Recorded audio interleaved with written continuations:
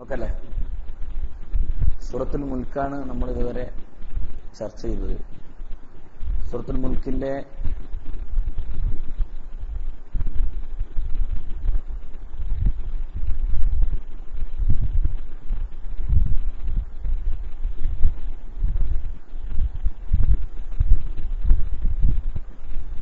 സൂറത്തുൽ മുൽക്ക് 15-ാം ആയത്ത്.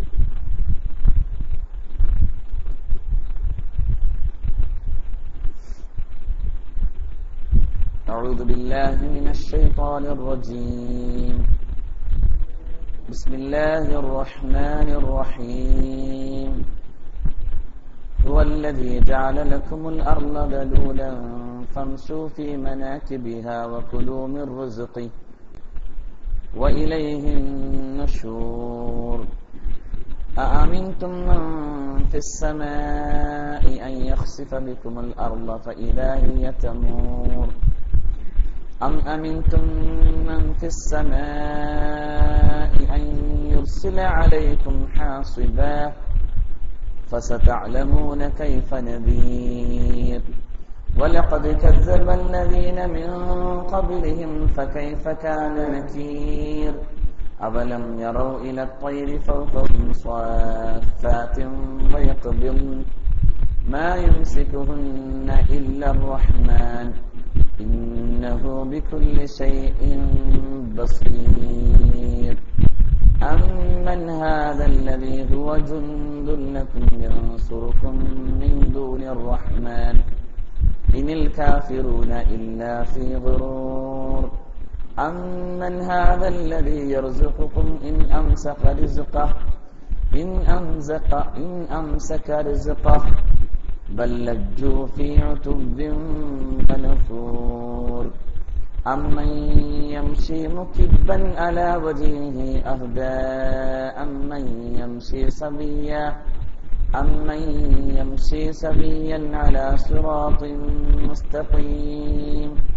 قل هو الذي أنشأكم وجعل لكم السمع والأبصار والأفئدة قليلا ما تشكرون. قل هو الذي ذرأكم في الأرض وإليه تحشرون. ويقولون متى هذا الوعد إن كنتم صادقين. قل إنما العلم عند الله وإنما أنا نذير مبين. فلما رأوه زلفة سيئت وجوه الذين كفروا وقيل هذا الذي كنتم به تدعون. قل أرأيتم إن أهلكني الله ومن معي أو رحمنا فمن يجير الكافرين من عذاب أليم. قل هو الرحمن آمنا به وعليه توكلنا فستعلمون من هو في ضلال مبين. قل أرأيتم إن أصبح ماؤكم غورا فمن يأتيكم بماء معين. صدق الله.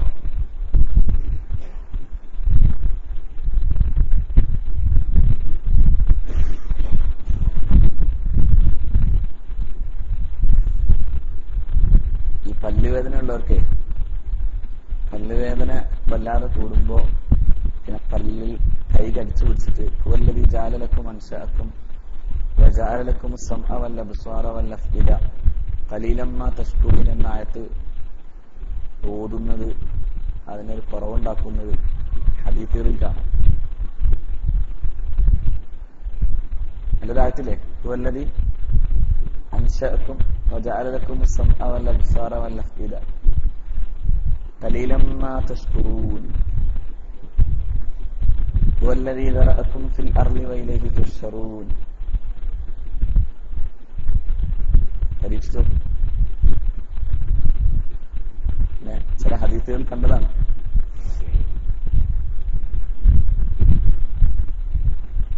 അപ്പോൾ നമ്മളവിടെ എത്തി. هو الذي جعل لكم الأرض ذلولا فامشوا في مناكبها وكلوا من رزقه വഇലൈഹിൻ നുശൂർ. അല്ലാഹു ജഅല ലക്കുമുൽ അർള ദലൂല, നിങ്ങൾക്ക് ഭൂമിയെ അവൻ വളരെ മയമുള്ളതാക്കി തന്നു.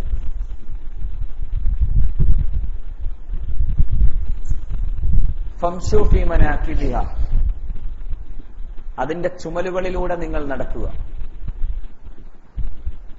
വകുലൂ മിൻ റിസ്ഖിഹി, അതിന്റെ ഭക്ഷണം നിങ്ങൾ കഴിക്കുകയും ചെയ്യുക. വഇലൈഹിൻ നുശൂർ, അവനിലേക്കാണ് പിന്നെ തിരിച്ചു മടങ്ങുന്നത്. നമ്മൾ വിശദീകരിച്ചതാണത്. അതായത് അള്ളാഹു ഭൂമിയെ ദലൂൽ ആക്കി തന്നു. ദലൂല എന്ന് പറഞ്ഞാൽ അനുസരിക്കുന്ന വിധം ആക്കി തന്നു എന്നാണ്. നമുക്ക് എന്തും ചെയ്യാൻ സാമാന്യേന മയപ്പെടുത്തപ്പെട്ട ഒന്നാണ് അത് ഭൂമി. മറ്റു ഗ്രഹങ്ങൾക്കൊന്നുമില്ലാത്ത സവിശേഷതയാണ് ഭൂമിക്ക് അള്ളാഹു നൽകിയിട്ടുള്ളത്. ഭൂമിയിൽ നമുക്കെല്ലാം ചെയ്യാം. കെട്ടിടം വെക്കാം, കൃഷി ചെയ്യാം, പാത ഒരുക്കാം. അപ്പൊ ഒരുതരം എല്ലാത്തിനും സൗകര്യപ്പെട്ട ഒന്നാക്കി അള്ളാഹു റബ്ബുൽ ഇസ്സത്ത് മാറ്റി. കാരണം ദലൂലിനെ ഞാൻ പറഞ്ഞിരുന്നു, ഇംഗ്ലീഷിലെ തഫ്സീറുകളിൽ, അതായത് വ്യാഖ്യാനങ്ങളിൽ കാണാൻ കഴിയുന്നു. തഫ്സീർ എന്ന് പറയാനാവില്ല, അതിന്റെ പരിഭാഷകളിൽ കാണാൻ കഴിയുന്നത് മാനേജബിൾ എന്നാണ്.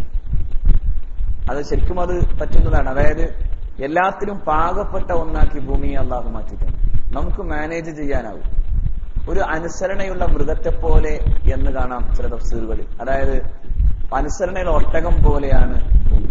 നമുക്ക് വേണ്ടി എല്ലാ അർത്ഥത്തിലും അള്ളാഹു അതിനെന്താക്കി ഒരുക്കി തന്നതാണ്. ദലൂൽ എന്ന് പറയുന്നത് അതിനാണ്. അങ്ങനെ ദലൂലാക്കി അള്ളാഹു തന്നു.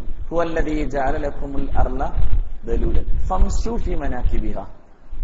അതിന്റെ മൻകിബുകൾ എന്നതുകൊണ്ട് ഉദ്ദേശിക്കപ്പെടുന്നത് അതിന്റെ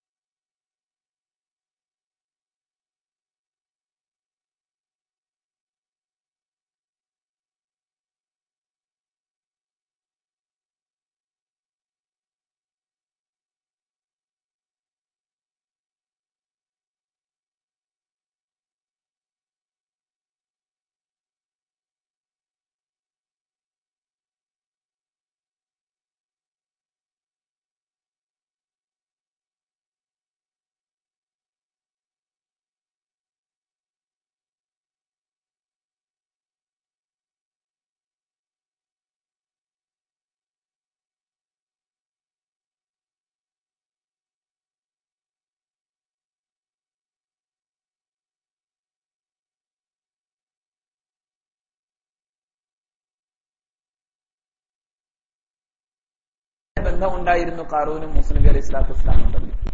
പക്ഷെ മൂസ നബി അലൈഹി സ്വലാത്തു വസ്സലാമിനെതിരായി വളരെ ശക്തമായ അപവാദങ്ങൾ തന്നെ പ്രചരിപ്പിച്ചു. ഒരു ആട്ടിടയപ്പെണ്ണിനെ കൊണ്ടുവന്ന് അവളെ ഗർഭിണി എന്ന നിലയിൽ മൂസ നബി അലൈഹി സ്വലാത്തു വസ്സലാമിന്റെ നേരെ ഈ ഗർഭത്തിന്റെ ഉത്തരവാദി മൂസയാകുന്നു എന്ന് പറയിപ്പിക്കുക വരെ ചെയ്തു. പക്ഷെ അത് തുറന്നു പറഞ്ഞു അവസാനം ആ പെണ്ണ്, അങ്ങനെയല്ല, എനിക്ക് പിന്നെ ഖാറൂൻ തന്നെ സമ്പത്ത് തന്ന് കാശ് തന്ന് അങ്ങനെ പറയാൻ വേണ്ടി എന്നെ പ്രേരിപ്പിച്ചതാണ് എന്ന് പറയുകയും ചെയ്തു. അങ്ങനെ ഇങ്ങനെയൊക്കെ ചരിത്രത്തിൽ കാണാം. അല്ലാഹു റബ്ബുൽ ഇസ്സത്ത് മൂസ നബി അലൈഹി സ്വലാത്തു വസ്സലാമിന് ഭൂമി എന്ത് അദാബ് വേണമെങ്കിലും ഖാറൂനെതിരെ നടപ്പിലാക്കാൻ വേണ്ടി അള്ളാഹു മൂസ നബി അലൈഹി സ്വലാത്തു വസ്സലാമിന് അനുവാദം കൊടുത്തു എന്നാണ്. അങ്ങനെ ആ ദേഷ്യം പിടിച്ചിട്ട് മൂസ നബി അലൈഹി സ്വലാത്തു വസ്സലാം ഭൂമിയോട് ആവശ്യപ്പെട്ടു എന്നാണ്, നീ ഖാറൂനെ വിഴുങ്ങണമെന്ന്. അങ്ങനെ ഓരോ തവണയും ഇങ്ങനെ പതുക്കെ പതുക്കെ പിടിച്ചുകൊണ്ടിരിക്കുമ്പോ മൂസ നബി അലൈഹി സ്വലാത്തു വസ്സലാമിനോട് ഖാറൂൻ ഇങ്ങനെ പറയുമായിരുന്നു, അള്ളാഹു പിന്നെ മൂസ എന്നോട് ക്ഷമിക്കണം. അങ്ങനെ 70 പ്രാവശ്യം പറഞ്ഞു എന്നാണ്. അങ്ങനെ പറഞ്ഞു അവസാനം ഭൂമി അങ്ങ് വിഴുങ്ങി. അതുവരെ മൂസ നബി അലൈഹി സ്വലാത്തു വസ്സലാം അത് പറഞ്ഞുകൊണ്ടിരുന്നു, ദേഷ്യം പിടിച്ചു. അവസാനം വിഴുങ്ങിയപ്പോ പരസ്പരം ചോദിച്ചു എന്നാണ്. അങ്ങനെ ഒരു ചില തഫ്സീറുകൾ കാണുന്നു, അല്ല മൂസ, അധികാരം നിനക്ക് വിട്ടു തന്നപ്പോഴാണ് 70 തവണ നിന്നോട് മാപ്പ് കഴിച്ചിട്ട് പോലും ഖാറൂന് മാപ്പ് കൊടുക്കാൻ നീ തയ്യാറായില്ല. അതേസമയം ഖാറൂൻ അത്രയും മാപ്പ് ചോദിക്കൽ എന്നോടായിരുന്നുവെങ്കിൽ എന്തായാലും മനുഷ്യനും അള്ളാഹു തമ്മിലുള്ള വ്യത്യാസം. അള്ളാഹു എന്ന് പറയുന്നത് കരുണക്കടലാണ്. പുറത്തു തരാൻ എപ്പോഴും ആഗ്രഹിക്കുന്നവനാണ് അള്ളാഹു റബ്ബുൽ ഇസ്സത്ത്. കൈ ഉയർത്തുകയേ വേണ്ടുള്ളൂ, കണ്ണ് നനയുകയേ വേണ്ടുള്ളൂ. അള്ളാഹു എന്ത് ചെയ്യും? പുറത്തു തരും. ഇത് അങ്ങനെ തന്നെ പൂർണ്ണമായി വിശ്വസിക്കാമോ ഇല്ലയോ എന്നെനിക്കറിയില്ല. പക്ഷെ അതിനേക്കാളേറെ അതിലെ പ്രധാനപ്പെട്ട കാര്യം ഇതാണ്, അള്ളാഹുവിന്റെ കാരുണ്യത്തിന്റെ വലിപ്പം പ്രധാനം. മനുഷ്യനൊരിക്കലും അങ്ങനെ ആകാൻ സാധിക്കില്ല, കാരണം മനുഷ്യന് ആ കാരുണ്യം ഉണ്ടാവില്ല. പക്ഷെ അള്ളാഹു ഇങ്ങനെ ഭൂമിയിൽ അദാബ് ഇറക്കില്ല എന്ന് നിങ്ങൾ പിന്നെ വളരെ സുരക്ഷിതമായി ഇരിക്കേണ്ടതില്ല. അള്ളാഹു അദാബ് ഇറക്കാം. ഭൂമിയിൽ എപ്പോഴും ഇത്തരത്തിലുള്ള അദാബുകൾ ഉണ്ടായേക്കാം, പലതരത്തിലുള്ള അദാബുകൾ ഉണ്ടാകാം. മേഘങ്ങൾ താഴോട്ട് ചാടാം. മേഘങ്ങൾ താഴോട്ട് ചാടാന്ന് പറഞ്ഞാൽ വലിയ മഴകൾ, വലിയ പ്രളയങ്ങൾ ഉണ്ടാകാം, വലിയ ഭൂകമ്പങ്ങൾ ഉണ്ടാകാം. ഇതൊക്കെ അല്ലാഹു റബ്ബുൽ ഇസ്സത്ത് ഭൂമിയിൽ നടപ്പിലാക്കിയേക്കാം. അതാണ് ആ പറഞ്ഞത്, അമിൻതും മൻ ഫിസ് സമാഇ അൻ യഖ്സിഫ ബികുമുൽ അർള ഫഇദാ ഹിയ തമൂർ. അമിൻതും മൻ ഫിസ് സമാഇ അൻ യുർസില അലൈക്കും ഹാസിബ ഫസതഅലമൂന കൈഫ നദീർ. അമിൻതും മൻ ഫിസ് സമാഇ അൻ യുർസില അലൈക്കും ഹാസിബ. അതല്ല, ഭൂമിയിൽ വലിയ കാറ്റുകൾ അടിച്ച് വീശാൻ പാടില്ല എന്നെങ്ങാനും നിങ്ങൾ ധരിച്ചുപോയോ? ഭീകരമാം വിധം കൊടുങ്കാറ്റുകൾ അല്ലാഹു റബ്ബുൽ ഇസ്സത്ത് ഭൂമിയിലേക്ക് അയച്ചേക്കാം.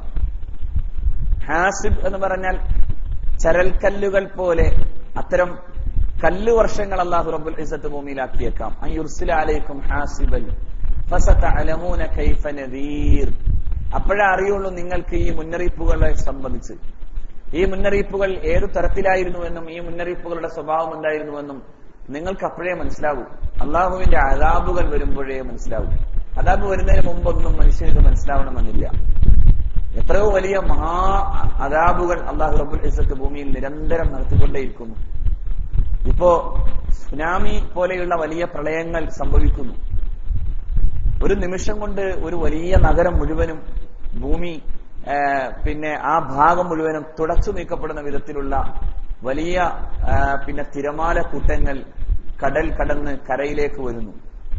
വലിയ കോൺക്രീറ്റ് കൊട്ടാരങ്ങൾ തകർന്നടിഞ്ഞു പോകുന്നു. നേർക്കുനേരെ നമ്മൾ ഇന്ന് ഈ ഭൂമിയിൽ കണ്ടുകൊണ്ടേയിരിക്കാൻ അങ്ങനെ സംഭവിക്കുന്നത് നമ്മൾ കാണുകയാണ്. അതാണ് അല്ലാഹു റബ്ബുൽ ഇസ്സത്ത് പറയുന്നത്, അമിൻതും മൻ ഫിസ് സമാഇ അൻ യുർസില അലൈക്കും ഹാസിബ. കല്ല് വർഷിക്കാൻ പാടില്ല എന്നാണോ നിങ്ങൾ ധരിച്ചിട്ടുള്ളത്? അതിൽ നിങ്ങൾ നിർഭയരാണോ? എന്നാൽ അല്ലാഹു റബ്ബുൽ ഇസ്സത്ത് അതും ചെയ്യും. ഫസതഅലമൂന കൈഫ നദീർ. അപ്പോഴാണ് നിങ്ങൾക്ക് മനസ്സിലാവുക എന്താണ് ഈ മുന്നറിയിപ്പുകാരന്റെ സ്വഭാവമെന്ന്. അപ്പോഴേ നിങ്ങൾക്ക് മനസ്സിലാക്കാനാവൂ. വലഖദ് കദ്ദബല്ലദീന മിൻ ഖബ്ലിഹിം ഫകൈഫ കാന നകീർ. ഇവർക്ക് മുമ്പുണ്ടായിരുന്ന സമൂഹങ്ങൾ, ആ സമൂഹങ്ങളിലും ഇത്തരം നിഷേധികളായ ആളുകൾ ഉണ്ടായിരുന്നു, വലിയ പ്രതാപികളുണ്ടായിരുന്നു. എത്രത്തോളം വലിയ കല്ലുകൾ കൂട്ടിവച്ചിട്ട് മഹാസ്തൂപങ്ങൾ ഉണ്ടാക്കാൻ കഴിയുന്ന, വലിയ കെട്ടിടങ്ങൾ ഉണ്ടാക്കാൻ കഴിഞ്ഞ ആളുകൾ ഭൂമിയിൽ ജീവിച്ചിരുന്നു. അലം തറ കൈഫ ഫഅല റബ്ബുക ബിആദ് ഇറമ ദാത്തിൽ ഇമാദ് അല്ലതീ ലം യുഖ്ലഖ മിസ്ലുഹാ ഫിൽ ബിലാദ് വസമൂദ അല്ലദീന ജാബു സഫറ ബിൽ ബാദ്. അല്ലാഹു തന്നെ പറയുന്നു, അലം തറ കൈഫ ഫഅല റബ്ബുക ബിആദ്. ആദ്, സമൂദ് ഗോത്രക്കാർ ലോകത്തെ ഏറ്റവും ഉയർന്ന മനുഷ്യർ അവരായിരുന്നു. അവർക്ക് ഉള്ള പ്രത്യേകത അല്ലാഹു പറഞ്ഞു, അല്ലതീലം യുഖ്ലഖ മിസ്ലുഹാ ഫിൽ ബിലാദ്. പിന്നെ ഒരു നാട്ടിലും അതുപോലെ ഒരു വിഭാഗം ആളുകളെ സൃഷ്ടിച്ചിട്ടില്ല. അത്ര കായശേഷിയുള്ള, അത്ര ആരോഗ്യമുള്ള, എന്തും ചെയ്യാൻ സാധിക്കുന്ന അത്തരത്തിലുള്ള ആളുകളെ അള്ളാഹു പിന്നെ സൃഷ്ടിച്ചിട്ടില്ല. അല്ലത്തിലം യുഖ്ലഖ് മിസ്ലുഹാ ഫിൽ ബിലാദ് വസമൂദല്ലദീന ജാഉ സ്വഖറ ബിൽ വാദ്. അവർ ഈ കല്ലുകൾ തുരന്ന് അവിടെ വലിയ കൊട്ടാരങ്ങൾ ഉണ്ടാക്കുന്നവരായിരുന്നു. അങ്ങനെ ഒരു ടെക്നോളജി കയ്യിലുണ്ടായിരുന്നവരായിരുന്നു. അങ്ങനെ വലിയ വലിയ വലിയ ശേഷികൾ ഉണ്ടായിരുന്ന ആളുകൾ ഭൂമിയിൽ ജീവിച്ചിരുന്നു. എന്നിട്ട് എന്തേ ചെയ്തത്? അള്ളാഹു അവരെ മുരടോടെ നശിപ്പിച്ചു കളഞ്ഞു. അതിന്റെ ചരിത്രങ്ങൾ അള്ളാഹു ബാക്കിയാക്കിയിട്ട് ഭൂമിയിൽ നശിപ്പിച്ചു കളഞ്ഞു അവരെ. മഹാനായ ലൂത്ത് നബി അലൈഹി സ്വലാത്തു വസ്സലാമിന്റെ കാലഘട്ടത്തിലെ സമൂഹത്തെ അള്ളാഹു നശിപ്പിച്ചു. ചാവുകടൽ തീരം മുഴുവനും അള്ളാഹു റബ്ബുൽ ഇസ്സത്ത് അതായത് കുഴച്ചെടുത്ത ഒരു പരുവത്തിലേക്കാക്കി മാറ്റുന്ന വിധം അതിന്റെ അടിഭാഗം താഴോട്ടും അതിന്റെ മുകൾ ഭാഗം പിന്നെ മുകൾ താഴോട്ടും അടി മുകളിലേക്കുമാക്കുന്ന വിധത്തിലേക്ക് അള്ളാഹു റബ്ബുൽ ഇസ്സത്ത് മാറ്റി. ഇന്നും അവിടെ ഒരു ജീവൻ ജനിക്കാത്ത വിധം പടച്ചതമ്പുരാൻ ആ ഭാഗത്തെ അള്ളാഹു റബ്ബുൽ ഇസ്സത്ത് മാറ്റി. ലൂത്ത് നബി അലൈഹി സ്വലാത്തു വസ്സലാമിന്റെ കാലത്ത് ലൂത്ത് നബി അലൈഹി സ്വലാത്തു വസ്സലാമിന്റെ നിർദ്ദേശങ്ങളെ അംഗീകരിക്കാത്ത, ലൂത്ത് നബിയുടെ അടുക്കൽ വന്ന മലക്കുകളെ തങ്ങളുടെ ലൈംഗികമായ ഇംഗിതങ്ങൾക്ക് വിധേയമാക്കണമെന്ന് ആലോചിച്ചെന്ന വളരെ മോശക്കാരായ ഒരു വിഭാഗം ആളുകളായിരുന്നു അവർ. ലൈംഗികമായ ചിന്തകളിൽ വളരെ വൃത്തികെട്ടവന്മാരായിരുന്നു അവർ. അവരുടെ തമാശകൾ പോലും അതായിരുന്നു എന്ന് ഹദീസുകളിൽ കാണാം. അവരുടെ തമാശകൾ. അപ്പൊ നമ്മളൊരു കാര്യം ആലോചിക്കണം. ലൂത്ത് നബി അലൈഹി സ്വലാത്തു വസ്സലാമിന്റെ സമൂഹത്തിലുണ്ടായിരുന്ന, നമ്മളിന്ന് ആലോചിച്ചൊക്കെ, അശ്ലീലങ്ങളല്ലേ ഇന്ന് നമ്മുടെ വർത്തമാനങ്ങൾ, നമ്മുടെ കാഴ്ചകൾ അശ്ലീലങ്ങളല്ലേ? ഈ ദൃശ്യമാധ്യമങ്ങളിലൂടെ തീരെ നന്മ വരുന്നുണ്ടോ? മുഴുവനും അശ്ലീലങ്ങളാണ്. ലൂത്ത് നബി അലൈഹി ഇസ്ലാമിന്റെ കാലഘട്ടത്തിന്റെ പ്രത്യേകത തന്നെ അതായിരുന്നു. അശ്ലീലം പറഞ്ഞിങ്ങനെ ചിരിക്കുക, ഈ അശ്ലീലങ്ങൾ പറഞ്ഞിട്ട് ഇങ്ങനെ ചിരിക്കുക. വൃത്തികെട്ട അശ്ലീലങ്ങൾ, ഞാനത് പറയാൻ മോശമാണ്, അത്രയും വൃത്തികെട്ട അശ്ലീലങ്ങൾ പറയും. എന്നിട്ട് ആ അശ്ലീലങ്ങൾ പറയുകയും ചെയ്യുകയും ചെയ്തിട്ട് ഇങ്ങനെ ഇരുന്ന് ചിരിക്കു വരും. അതന്നെയല്ലേ ഇപ്പൊ നമ്മുടെ നാട്ടിൽ ഇപ്പൊ നടക്കുന്ന പലതും. വളരെ വൃത്തികെട്ട അശ്ലീലങ്ങൾ പറയലും അതൊരു ആനന്ദമാക്കി കാണുകയും ചെയ്യുന്നത് അവസ്ഥയല്ലേ? അള്ളാഹു പറയുന്നു, ഈ വിഭാഗത്തെ അള്ളാഹു നശിപ്പിച്ചു കളഞ്ഞു. വജഅല ആലിയഹ സാഫിലഹ എന്നാണ് ഖുർആൻ പറഞ്ഞത്. അതിന്റെ മുകൾ ഭാഗത്തെ അള്ളാഹു താഴോട്ടാക്കി, താഴ്ഭാഗത്തെ മുകളിലേക്കാക്കി. അതായത് തല കുത്തി മറിച്ചിട്ടു. കുറച്ചു ഒരു നാട് അള്ളാഹു കീഴ്മേൽ മറിച്ചു കളഞ്ഞു. അതിനുമേൽ അള്ളാഹു റബ്ബുൽ ഇസ്സത്ത് അട്ടഹാസങ്ങൾ കൊണ്ടുവന്നു എന്നാണ്. ആ സമൂഹത്തെ മുഴുവനാക്കി അള്ളാഹു നശിപ്പിച്ചു കളഞ്ഞു. ഒരു പ്രകമ്പനം, ആ പ്രകമ്പനത്തോടുകൂടെ ആ സമൂഹത്തെ അള്ളാഹു നശിപ്പിച്ചു കളഞ്ഞു. അപ്പൊ അങ്ങനെയുള്ള ഒരുപാട് ചരിത്രത്തെ ഇങ്ങനെ വായിക്കുന്നതിനേക്കാളേറെ നടന്നു നോക്കിയാൽ കാണാൻ കഴിയുന്ന ഒരുപാട് ചരിത്രങ്ങൾ നമ്മുടെ മുമ്പിലുണ്ട്. മഹാനായ സയ്യിദ്നാ മുഹമ്മദ് റസൂൽ സല്ലല്ലാഹു അലൈഹി വസല്ലം ജോർദാൻ തീരങ്ങളിലൂടെ നടന്നു പോകുമ്പോൾ, അതായത് തബൂക്ക് കഴിഞ്ഞു പോകുമ്പോൾ ആ ഭാഗത്ത് വന്നപ്പോൾ റസൂലുള്ള വേഗം നടക്കാൻ പറഞ്ഞു. കാരണം അള്ളാഹുവിന്റെ അദാബിന്റെ സ്ഥലമാണത്.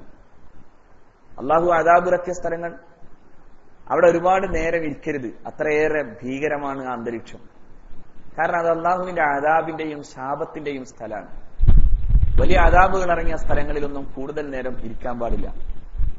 അപ്പോ ശരിക്കും പറഞ്ഞാൽ അങ്ങനെ കഴിഞ്ഞ കാലങ്ങളിലെ സമൂഹങ്ങൾ, വലഖദ് കദ്ദബല്ലദീന മിൻ ഖബ്ലിഹിം, ഇവർക്ക് മുമ്പുണ്ടായിരുന്ന സമൂഹങ്ങൾ പ്രവാചകന്മാരെ നിഷേധിച്ചു. ഫകൈഫ കാന നകീർ, പിന്നെ എന്താ മുന്നറിയിപ്പുകാരൻ വന്ന് പറഞ്ഞതെന്താ? ഇതിനൊക്കെയും അള്ളാഹുവിന്റെ അദാബുകൾ നിങ്ങൾക്ക് ഇവിടെയും വരും, നാളെ ആഖിറത്തിലും വരും എന്നാണ് മുന്നറിയിപ്പുകാർ പഠിപ്പിച്ചു കൊടുത്തത്. നമ്മളിപ്പോഴും ഈ അദാബുകളെ കുറിച്ചൊക്കെ പറയുമ്പോൾ നമ്മൾ സ്വയം ഇങ്ങനെ ആലോചിച്ചു പോകാണ്. നമ്മൾ തൽക്കാലം രക്ഷപ്പെടിരിക്കും, മറ്റുള്ളവർക്കാണ് എന്ത് മരണവും അങ്ങനെ തന്നെയാണല്ലോ. നമ്മൾ തൽക്കാലം കുറച്ചാളും കൂടി ജീവിച്ചിരിക്കും, പക്ഷെ മറ്റുള്ളവർക്കായിരിക്കും മരണം എന്ന് പിടികൂടാ. അങ്ങനെ സ്വയം ആലോചിക്കാം. അദാബുകൾ എപ്പോഴും വരാം. പ്രത്യേകിച്ചും ജീർണതകൾ കൂടുന്ന സമയത്ത് കൂടുതലാകാം. വത്തഖൂ ഫിത്നതൻ ലാ തുസീബന്നല്ലദീന ളലമൂ മിൻകും ഖാസ്സ, പ്രചോദനം. واتقوا فتنة لا تصيبن الذين ظلموا منكم خاصة.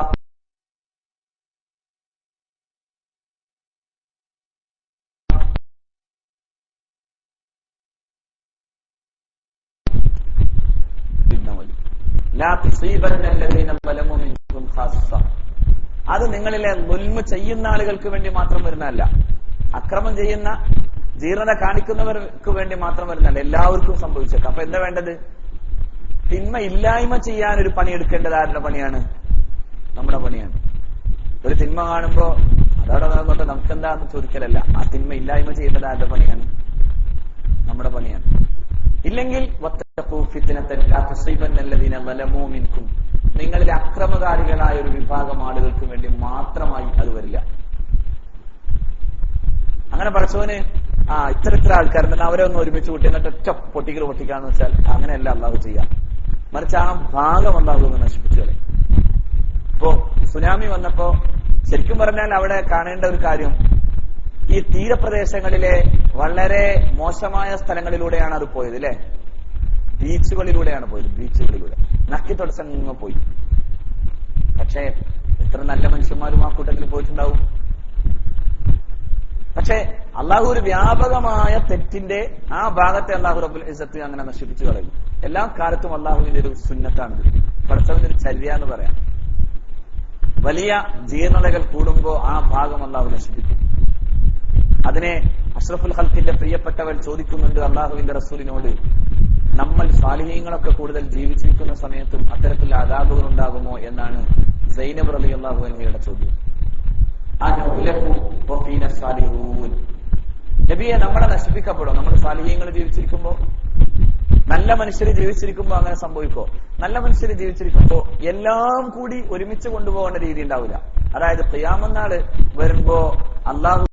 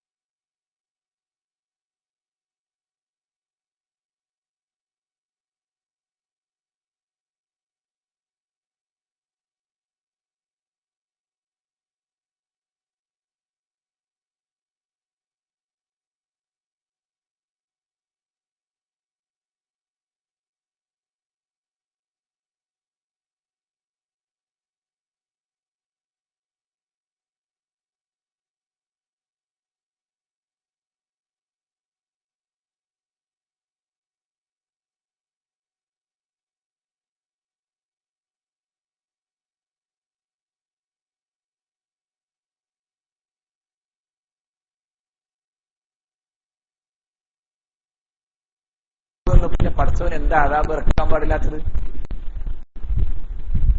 ഭൂമിയിൽ തെറ്റുകൾ കൂടുമ്പോ അതിനെതിരായി ഒരു വർത്തമാനം പറയാൻ കഴിയുന്നില്ലെങ്കിൽ അവനെ കൂടി അള്ളാഹു അദാബിന്റെ കൂട്ടത്തിൽ പെടുത്തുമെന്നാണ്.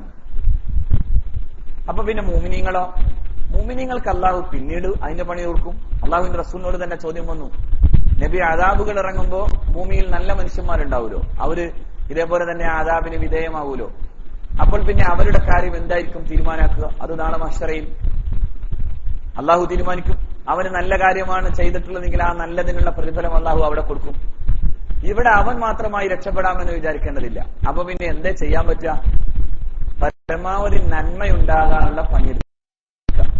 ചില സ്ഥലങ്ങളിൽ കുറെ നന്മകൾ കൂടുതലാണെന്ന് വിചാരിക്കുക. അപ്പോ അള്ളാഹു ചിലപ്പോ അത്തരം സ്ഥലങ്ങളിൽ അദാബ് ഇറക്കുന്നതിനുള്ള തീരുമാനം ഉണ്ടാക്കി കളയും, അള്ളാഹു മാറ്റിക്കളയും. ഞാൻ പറഞ്ഞില്ലേ, ഒരുപാട് നന്മകൾ നടക്കുക, ദിക്റുകൾ നടക്കുക, സാലിഹായ പ്രവർത്തനങ്ങൾ കൂടുക.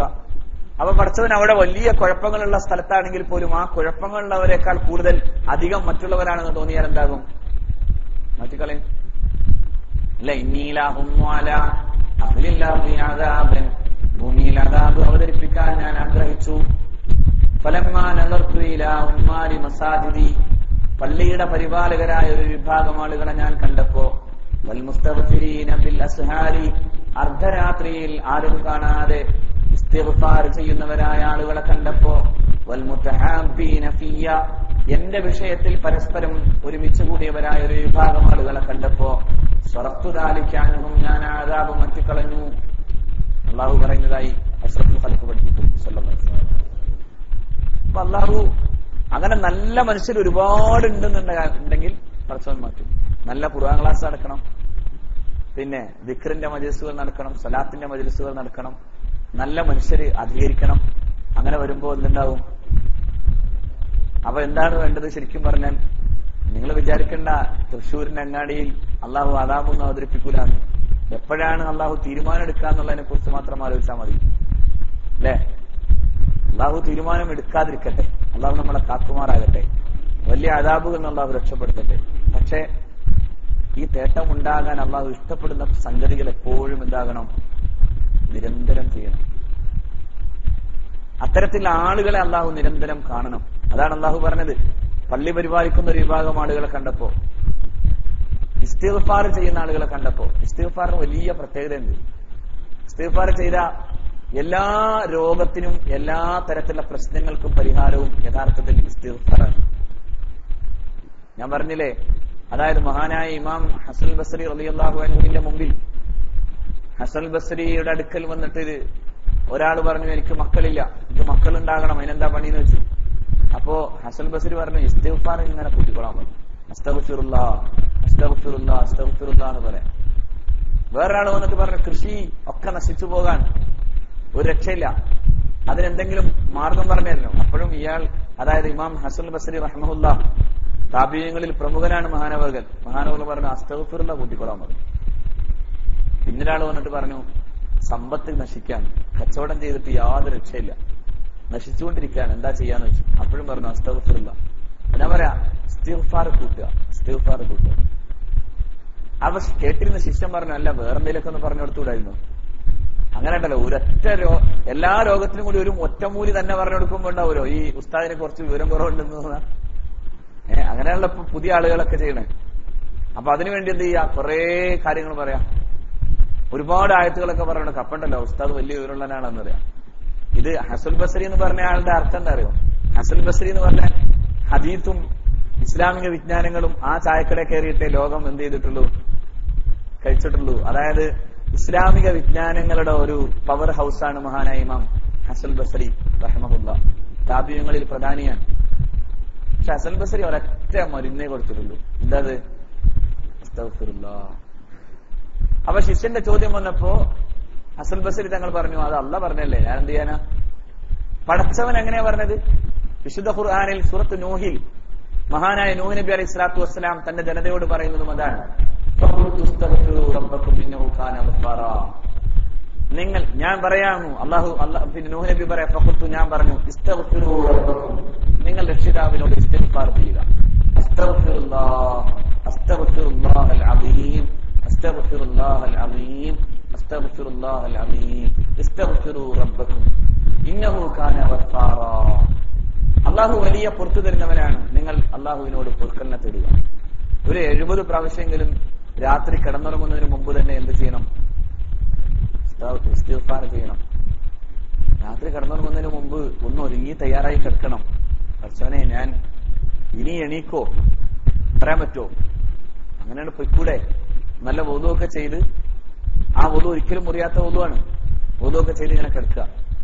അപ്പൊ ഉണ്ടാവും ചിലപ്പോ ആ ആത്മാവ് അള്ളാഹുവിന്റെ അർശിന്റെ സമീപത്ത് ചെന്ന് നിൽക്കും. ആ ആത്മാവ് നന്മകൾ ചെയ്തുകൊണ്ടിരിക്കും. അപ്പൊ അതിനു മുമ്പ് അള്ളാഹുവിനോട് പൊറുക്കലിനെ തേടുക. പഠിച്ചവനെ, ഈ ഒരു ദിവസം ഞാൻ എന്തൊക്കെ ചെയ്തിട്ടുണ്ടാവും, ഞാൻ എന്തൊക്കെ മോശമായ കാര്യങ്ങൾ ആലോചിച്ചിട്ടുണ്ടാവും, പഠിച്ചവനെ നീ എനിക്ക് പുറത്തു തരണേ. അസ്തഗ്ഫിറുല്ലാഹൽ അദീം, അസ്തഗ്ഫിറുല്ലാഹൽ അദീം, അസ്തഗ്ഫിറുല്ലാഹൽ അദീം, അസ്തഗ്ഫിറുല്ലാഹൽ അദീം, അസ്തഗ്ഫിറുല്ലാഹൽ അദീം എന്നിങ്ങനെ 70 പ്രാവശ്യം പറയാം. എന്നിട്ട് കിടക്കുക. അപ്പൊ വുളൂം ചെയ്ത് അള്ളാഹുവിനെ ഓർത്ത് കിടന്ന ആ റൂഹിന്റെ പ്രത്യേകത എന്തായിരിക്കും? ആ റൂഹ് അള്ളാഹുവിന്റെ അർശിന്റെ സമീപത്തിൽ സുജൂദിലായിരിക്കും എന്ന് അഷ്റഫുൽ ഖൽഖ് സ്വല്ലല്ലാഹു അലൈഹി വസല്ലം. ശൈത്താന്റെ കൂടെ പോണേക്കാളും നല്ലല്ലേ അല്ലേ?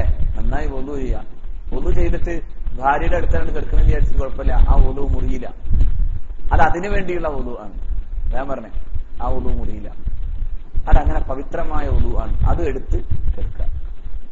എന്നിട്ട് ഇസ്തിഗ്ഫാർ ചെയ്യാൻ അങ്ങനെ കിടക്കാം. എന്താ കാരണം? നൂഹ് നബി അലൈഹി സ്വലാത്തു വസ്സലാം പറയും, നിങ്ങൾക്ക് ആകാശത്ത് നിന്ന് അള്ളാഹു മഴ തരും. എപ്പോ? ഇസ്തിഗ്ഫാർ ചെയ്താൽ.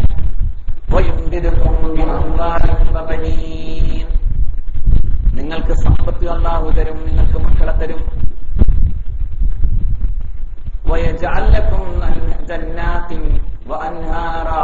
അള്ളാഹു നിങ്ങൾക്ക് തോട്ടങ്ങൾ തരും, നിങ്ങൾക്ക് അള്ളാഹു അരുവികളും തരും.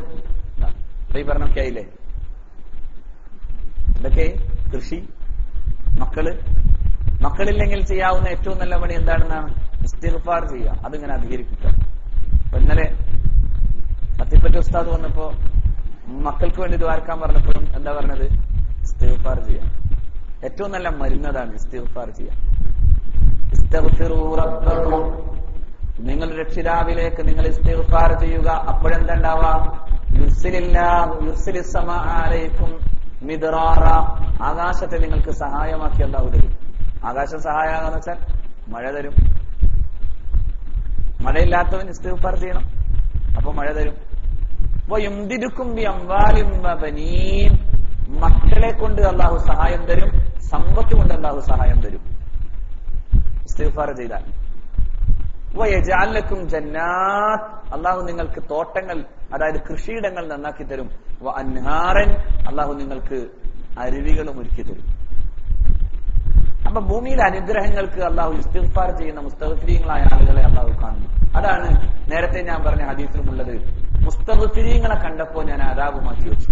മുസ്തഗ്ഫിരീങ്ങളെ കണ്ടപ്പോ, ആരും കാണാതിരുന്ന് അള്ളാഹുവിന്റെ മുമ്പിലേക്ക് ഇസ്തിഗ്ഫാർ ചെയ്യുന്ന ആളുകളെ കണ്ടപ്പോ.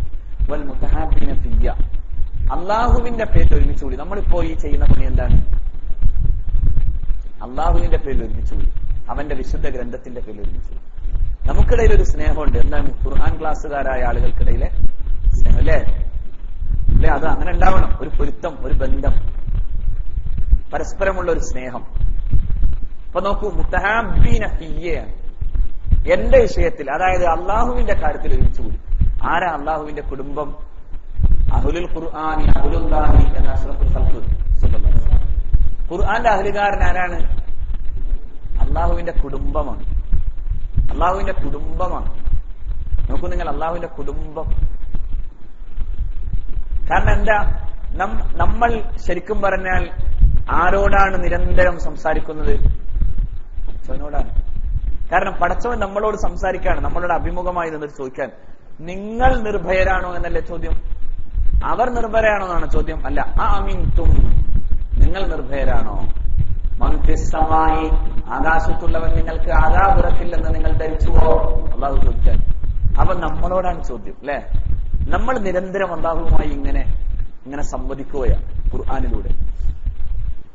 അവ യഥാർത്ഥത്തിൽ അഹ്ലുല്ലാഹി ആവുകയാണ്, അള്ളാഹുവിന്റെ കുടുംബമായി മാറുകയാണ്. ഇങ്ങനെ ഒരുമിച്ചിരിക്കുമ്പോ മുതഹാബ്, അതായത് അള്ളാഹുവിന് വേണ്ടി നമ്മൾ ഇഷ്ടപ്പെടുകയാണ്.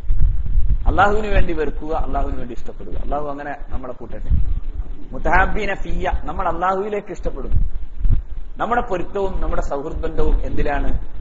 അള്ളാഹുവിന്റെ ഇഷ്ടത്തിലാണ്. അള്ളാഹുവിന്റെ പൊരുത്തക്കേടിലാണ് നമുക്ക് ഇഷ്ടക്കേടുണ്ടാകുന്നത്. ഒരാൾ അള്ളാഹുവിനെ ഇഷ്ടപ്പെടാത്ത, അല്ലെങ്കിൽ അള്ളാഹു ഇഷ്ടപ്പെടാത്ത ഒരു കാര്യം ചെയ്യുന്നു എന്ന് വന്നാൽ അയാൾ നമ്മുടെ എത്ര വലിയ സ്നേഹിതനാണെങ്കിലും അയാളോട് പറയാൻ തെറ്റാണ്. അത് പറയാൻ മടി കാണിക്കുന്നിടത്ത് മുതഹാബില്ല, അല്ലെ? അത് പറയാൻ മടി കാണിക്കുന്നിടത്ത് എന്തില്ല? അത്തഹാബ് ഫില്ല ഇല്ല. അതായത് അള്ളാഹുവിനുള്ള ഇഷ്ടത്തിന്റെ പേരിലല്ല അയാൾ ഇഷ്ടപ്പെടുന്നത്, വേറെന്തോ കാര്യത്തിലാണ്. മറിച്ച് അയാളോട് പറയാം, സുഹൃത്തിനോട് പറയാം, അതാണല്ലോ നബി പറഞ്ഞത് സല്ലല്ലാഹു അലൈഹി വസല്ലം, നിങ്ങൾ ലാലിമിനെയും മദ്ലൂമിനെയും സഹായിക്കണമെന്ന് പറഞ്ഞു റസൂലുള്ളാഹ്. ലാലിം എന്ന് പറഞ്ഞ ആരാണ്? ലാലിം എന്ന് പറഞ്ഞ ആരാണ്? അക്രമകാരിയായ ആളാണ്. മദ്ലൂം എന്ന് പറഞ്ഞാൽ ആക്രമിക്കപ്പെടുന്നവനാണ്. അപ്പൊ സഹാബത്ത് പറഞ്ഞു മദ്ലൂമിനെ സഹായിക്കാന്ന് പറഞ്ഞാൽ മനസ്സിലായി. കാരണം അയാൾക്ക് ഉപദ്രവം ഉണ്ടാവുമ്പോൾ അയാളെ സഹായിക്കണ്ടേ. എന്നാ പിന്നെ ലാലിമിനെ എങ്ങനെയാ സഹായിക്കാം? ആക്രമിക്കുന്നവനെ സഹായിക്കാൻ പാടില്ലല്ലോ. ഇല്ല അവന്റെ കൂടെ കൂടിയിട്ട് മദ്ലൂമിനെ നീട്ടും കൂടി ഒരുമിച്ച് കൊടുക്കല. അപ്പൊ നബി പറഞ്ഞ എന്തറിയോ, ഈ ലാലിമിനോട് പറയാ എന്താണ് ഇത്? അക്രമമാണ് സുഹൃത്തെ, ഇത് അക്രമമാണ്. ഇത് ഒരു പാവപ്പെട്ട മനുഷ്യന്റെ നേരെ ഇങ്ങനെ അക്രമം കാണിച്ചാൽ അത് തടയുകയും അവനോട് അങ്ങനെ ബോധ്യപ്പെടുത്തുകയും ചെയ്തിട്ട് പറയണം, ഒരു മദ്ലൂം നോക്കൂ നിങ്ങൾ, ഒരു മദ്ലൂം ആക്രമിക്കപ്പെട്ടവൻ അയാൾ ഒരു കാഫിറായ മനുഷ്യനാണെങ്കിലും ശരി, അവനും അവന്റെ ഉടമസ്ഥനും തമ്മിൽ ഒരു മറയില്ല. അനാവശ്യമായി ആക്രമിക്കപ്പെടുന്നവനുണ്ടല്ലോ, അവനൊരു കാഫിറാണ്, നിഷേധിയായ മനുഷ്യനാണ്. അള്ളാഹുവിന്റെ റസൂലാണ് പറഞ്ഞത്, അവനും അവന്റെ റബ്ബും തമ്മിൽ മറയില്ല. അവനെങ്ങാനും ഇങ്ങനെ നെഞ്ചത്ത് കൈവച്ചിട്ട് പടച്ചവനെ അല്ലെങ്കിൽ ദൈവമേ അല്ലെങ്കിൽ പിന്നെ അവൻ എന്താ വിളിക്കാന്ന് വെച്ചാൽ അങ്ങനെ വിളിച്ചിട്ട് ഇത് നീ കണ്ടില്ലേ എന്ന് ചോദിച്ചാൽ അള്ളാഹു കാണും എന്നാണ്. അള്ളാഹു കാണും. അള്ളാഹു അവന്റെ സൃഷ്ടികളിൽ ആർക്ക് വേദന ഉണ്ടാകുമ്പോഴും പടച്ചവന് അതിന്റെ വേദന ഉണ്ടാവും. അള്ളാഹു അതിൽ അനിഷ്ടം കാണിക്കും എന്നാണ്. അതാണ് നിങ്ങൾ ദഅവത്തുൽ മദ്ലൂമിനെ, അതായത് ആക്രമിക്കപ്പെട്ടവന്റെ പ്രാർത്ഥനയെ നിങ്ങൾ പേടിക്കുക എന്ന സല്ലല്ലാഹു അലൈഹി വസല്ലം. ഇത്തഖൂ ദഅവത്തൽ മദ്ലൂം, ആക്രമിക്കപ്പെട്ടവന്റെ ദുആഇനെ നിങ്ങൾ പേടിക്കണം. അവന്റെയും അവന്റെ റബ്ബിന്റെയും ഇടയിൽ മറ അല്ലാഹു റബ്ബുൽ ഇസ്സത്ത് കളയും. വലൗ കാന കാഫിറൻ, ആരായാലും അയാളൊരു നിഷേധിയായ മനുഷ്യനാണ്, വിശ്വാസിയൊന്നുമല്ല. എന്നാ പോലും ഒരു അവിശ്വാസിയാണെന്ന് പറഞ്ഞിട്ട് അവനെ ആക്രമിക്കാവോ? ഇല്ല. അപ്പോ മുൽമിൽ നിങ്ങൾ സഹായം ചെയ്യുക എന്ന് പറഞ്ഞ നബി തിരുമേനി എന്താ അതിന്റെ അർത്ഥം? ഒരാൾ ആക്രമിക്കുന്നുവെങ്കിൽ അനധികൃതമായ ആക്രമത്തെ ചെറുക്കാൻ വേണ്ടി അയാളെയും കൂടി അതിൽ തടയാൻ വേണ്ടി ശ്രമിക്കുമ്പോൾ അയാളെ സഹായിക്കാനാണ്. അപ്പൊ ഒരാൾ ഇങ്ങനത്തെ എല്ലാ ദുഷിച്ച ഏർപ്പാടും ചെയ്യുമ്പോൾ നമ്മളൊന്നും കണ്ടില്ല എന്ന് വിചാരിക്കുന്നത് അയാളെ സഹായിക്കലാണോ? അല്ല, അയാളെ സഹായിക്കണം. എങ്ങനെ സഹായിക്കണം? അയാളെ ഉപദേശിക്കണം, അയാളെ നന്മയിലേക്ക് എത്തിക്കാനുള്ള പണിയെടുക്കണം. ഇതൊക്കെയും ഈ പറയുന്ന വിഭാഗത്തിൽപ്പെട്ടതാണ്. അങ്ങനെ വരുമ്പോഴാണ് അത്തഹാബ്ബു ഫില്ലാഹ്, അള്ളാഹുവിൽ എന്താകും? നിങ്ങൾ ഒരുമിച്ച് കൂടും. അള്ളാഹുവിന്റെ ഇഷ്ടത്തിൽ ഒരുമിച്ച് കൂടും, അള്ളാഹുവിന്റെ അനിഷ്ടത്തിൽ എന്താവുകയും ചെയ്യും, വിയോജിക്കുകയും ചെയ്യും. അങ്ങനെ ഒരു വിഭാഗം ആളുകളെ കണ്ടപ്പോ ഞാൻ അദാബ് അവതരിപ്പിക്കാൻ ആലോചിച്ചത് ഞാൻ വേണ്ടെന്ന് വച്ചു എന്ന് അള്ളാഹു പറയുന്നതായി അഷ്റഫുൽ ഖൽഖ് റസൂലുള്ളാഹി സ്വല്ലല്ലാഹു അലൈഹി വസല്ലം.